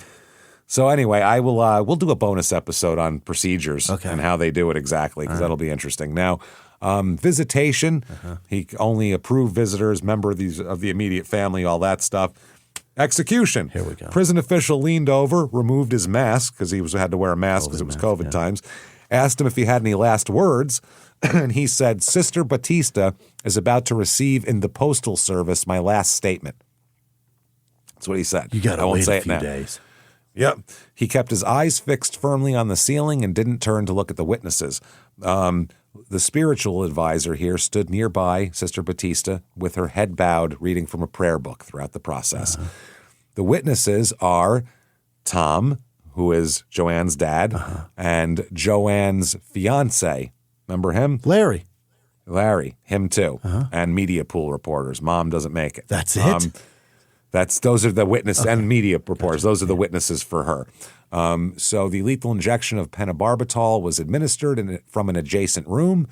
They watched. His eyes remained open. His eyelids grew heavy, began to close. His midsection heaved uncontrollably for approximately 1 to 2 minutes. Accounts described visible jerking, contracting, or intense up and down movements with his mouth quivering at times. After several more minutes, color drained from his limbs. His face turned ashen. His lips took on a bluish tint. Yeah. And they checked his pulse, and he was dead. That's fighting it, right? That's not a botch. That's him trying to win. These drugs aren't as... The first thing they put, because there's 3 states, the first thing they put in you is you're paralyzed. Right. So he can't do anything voluntarily after that's administered. Moving it, huh? This is his body moving because they're putting horrible, probably Poisons. fucking makeshift fucking back alley poisons in and maybe expired. We don't know. Right. We know nothing about it. So it's fucking ridiculous. Wow. Now, the execution team described him as just falling into a deep, comfortable sleep. But all is that how you The media sleep? described it very differently. Yeah, that's very different. Oh, boy. His final letter came 3 days later. Sister Batista read it out loud. 3 days. Goddamn Postal Service. They're better with executions than they are with delivering mail. He mailed it from the jail to the jail, and it took 3 days. 3 days. That's wild, man. Federal little inconsistency there. Yeah. He said, without carefully considering the consequences of our actions, we did things that we were unable to take back. Who's we? Yeah, what's this you. we? Harmed another human being, ourselves, and so many who loved us and who love that other human being too. Oof. Then the letter quoted Shakespeare at one point. I think that's part of it there without carefully considering the consequences. It was written in pencil and small handwriting and filling the front and back of a page. So there's a lot more to the letter than that. Then Tom, Joanne's father, her dad, said, today justice was finally served. William LaCroix died a peaceful death in stark contrast to the horror he imposed on my daughter Joanne. He was allowed to live 19 years longer than Joanne, with us taxpayers paying for his food, shelter, and medical care. I'm unaware that he ever showed any remorse for his evil actions, his life of crime, or the horrific burden he caused Joanne's loved ones. So they got their final say here. Now, very quickly before we end, to be found like insane in Georgia is impossible. Really? Yes. Do you remember the Chloe Driver case that we talked about on a bonus episode where she killed her baby and tried to kill herself because she was literally insane, had hallucinations. I don't remember it. She's delusional. Yeah. She was insane, an insane person. Yeah. She stuck a knife right in her throat trying to kill herself, too. After she killed her baby, she thought that all this shit was going on. So she was in court with the patch on her neck. Yes. Yeah. And that whole case, they basically made it so all the prosecution would ask is, at any point did she say she was afraid of her baby? And they'd say, well, no, that's it. You have to be afraid of the person, an irrational fear that person's going to kill you. So if she didn't think the baby was going to kill her, then there's no such thing as crazy. Yeah. They've taken crazy and put it in a lane that fucking narrow. So it's watching that case, I was so fucking angry because that's ridiculous. Well, but this there's also fuck this guy because he's a rapist and a scumbag. But still, there's also the comparison between crimes in different states is kind of annoying too, because when they put somebody to death somewhere, or if they don't put somebody to death that's done horrible things, then you're basically nobody's ever being put to death in that state ever again because the comparison and juxtaposition of the two. Yeah, well, what about that guy? Right. Yeah, and that's what they do later on. Well, that guy didn't get death, so this guy can't get death. Either way, well, yeah, that's a comparison, but still, if the aggravators and the mitigators are enough, but it's such a complicated thing that costs so much money, and it's really kind of pointless. But maybe just get some. Sometimes pros. Sometimes you get a guy like this, and you go, "Good, fuck that guy." Yeah. But a lot of times, it's like it's not worth it for that one guy. You know what I mean? Or for the few guys compared to the bunch of people who it's like, I don't know about that. That's costing money. That's 40 years worth of millions of dollars. What are we doing? So either way, this guy's dead and fuck him. So if you like the show, pretty bad guy. If you like the show, get on whatever app you listen on and give us 5 stars. It helps a ton. Can't tell you why, but it does. So do that. Head over to shutupandgivememurder.com. Tickets for live shows are available. Our next show for Small Town Murder that isn't sold out, because we got a couple of sold out ones coming up first, but May 2nd in Denver. And then we have Buffalo sold out, May 30th in Royal Oak, September 18th in Milwaukee, September 19th in Minneapolis, and then we have Dallas, San Jose, Sacramento, Tarrytown, Boston. So get your asses in there. Come see us. Shutupandgivememurder.com. Follow on social media. We are at Small Town Murder on Instagram, at Small Town Pod on Facebook. Do that. Certainly get yourself Patreon. May as well. Yeah, that's where the good stuff is. Oh, baby. Yeah. Patreon.com/crimeinsports, just like the name of our other podcast that you should definitely listen to. You don't have to like sports. You have to like us making fun of assholes, especially cocky assholes who have millions of dollars and think they're above the law. It's a lot of fun. So check that out, and your stupid opinions as well. Listen to that. But patreon.com/crimeinsports is where you get all the bonus material. All you have to be is $5 a month or above, and you get everything we put out. Everything, all the back bonus material, hundreds of episodes you've never heard before immediately upon subscription. New ones every other week, one Crime and Sports, one Small Town Murder. This week for Crime and Sports, we're going to talk about a boxer who's also a biker and possibly a murderer. We'll talk about him. That'll be fun. And then Small Town Murder, the phenomenon of alpine divorces. It's wild, fascinating, mind-blowing. This is the ultimate ghosting. Yeah. This isn't not talking. This is you turn around and you're literally a ghost. Where'd he go? So we'll talk about that. Patreon.com/crimeinsports is where you get all of that and more. Plus, you get, in addition to that, everything we put out. Crime and Sports, Your Stupid Opinion, Small Town Murder, all ad-free with your Patreon as well. And you get a shout-out at the end of the show, which is right now, Jimmy. Hit me with the names of the most wonderful goddamn people in the world who would never, ever babysit our kids or molest them or fucking kill nurses or anything like that because they're nice people. Jimmy, hit me with them right goddamn now. This week's executive producer, Gary Howard in Dunbar, West Virginia. He's working again. Gary.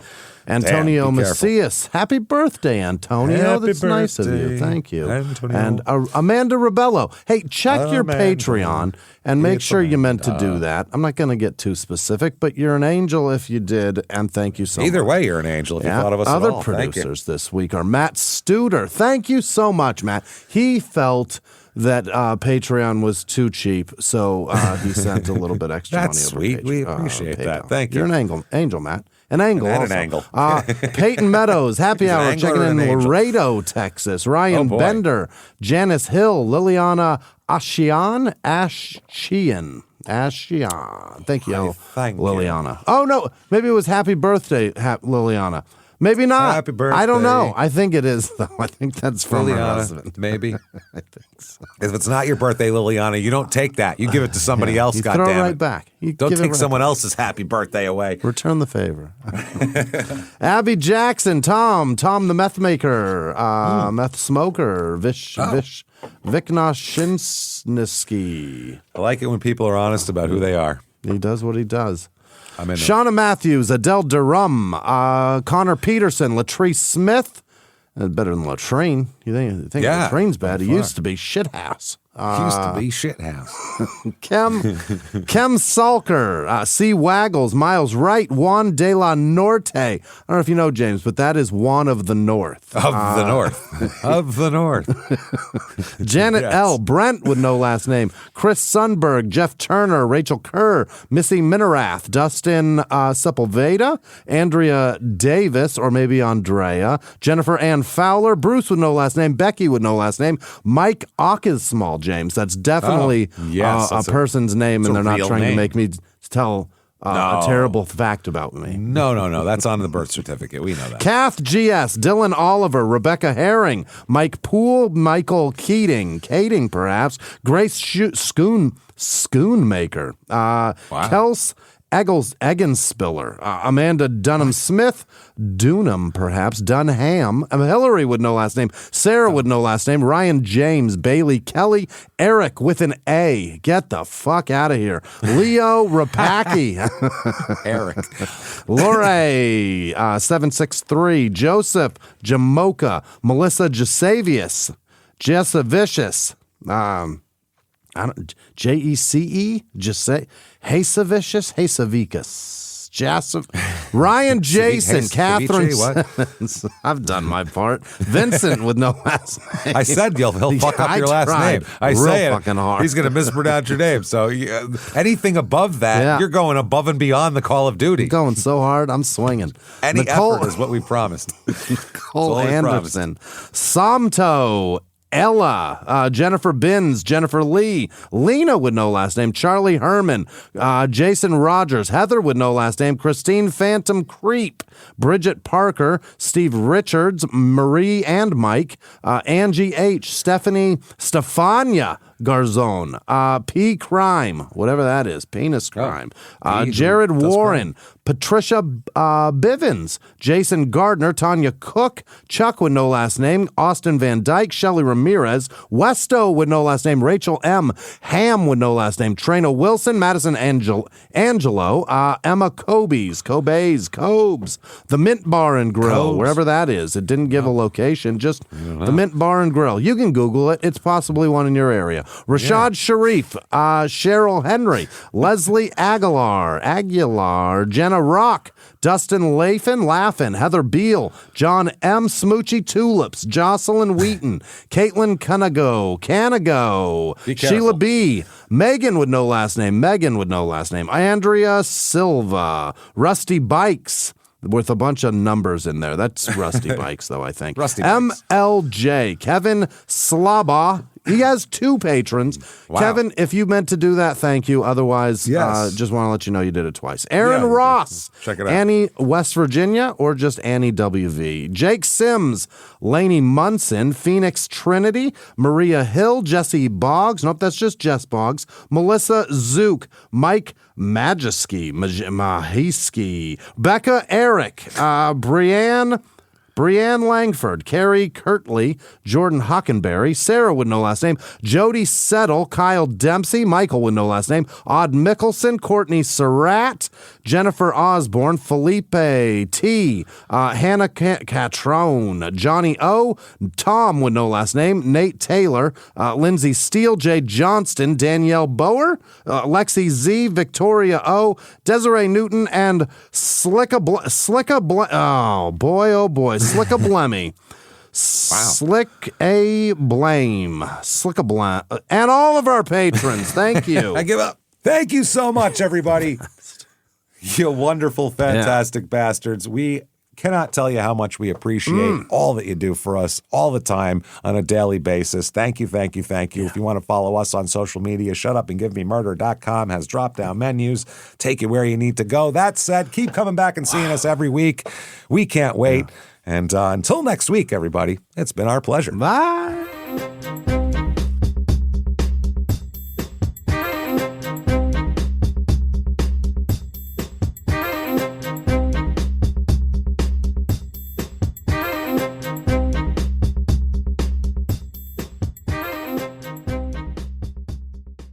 You know what's wild? Most people are still overpaying for car insurance just because it's a pain to switch. That's why there's Jerry. Jerry's the only app that compares rates from over 50 insurers in minutes and helps you switch fast with no spam calls or hidden fees. Drivers who save with Jerry could save over $1,300 a year. Before you renew your car insurance policy, do yourself a favor. Download the Jerry app or head to jerry.ai/Libsyn. That's JERRY.ai/LIBSYN. Hey, everybody listening to Small Town Murder out there. Yeah. Hi. Hello. Good to see you out there. I'm here with Jimmy, too. And Hey. this is an ad, but not an ad for a product. This is an ad This is the best tour kind. dates. Yes, come see a live show, the 2026 tour. Yeah. All the tickets are for sale right now, starting out with February 21st in Nashville, March 6th in Durham, March 7th in Atlanta. Phoenix is sold out. We do have tickets, though, to Your Stupid Opinions on the 21st of March. Salt Lake City sold out. Denver has tickets. Be there on May 2nd. May 29th, Buffalo sold out. Royal Oak, Michigan, May 30th. We have September 18th, Milwaukee, September 19th, Minneapolis, October the 3rd in Dallas, October 16th in San Jose, October 17th in Sacramento, November 13th in Terrytown, November 14th in Boston. Come see us. The live shows are spectacular. Come join all of the other STM people. You're going to meet so many people. You're going to have fun. Make some new friends. Like crazy and make some new friends. Come out and see us. ShutUpAndGiveMeMurder.com is where you go for those tickets. Get them right now while they're hot. See you on the road.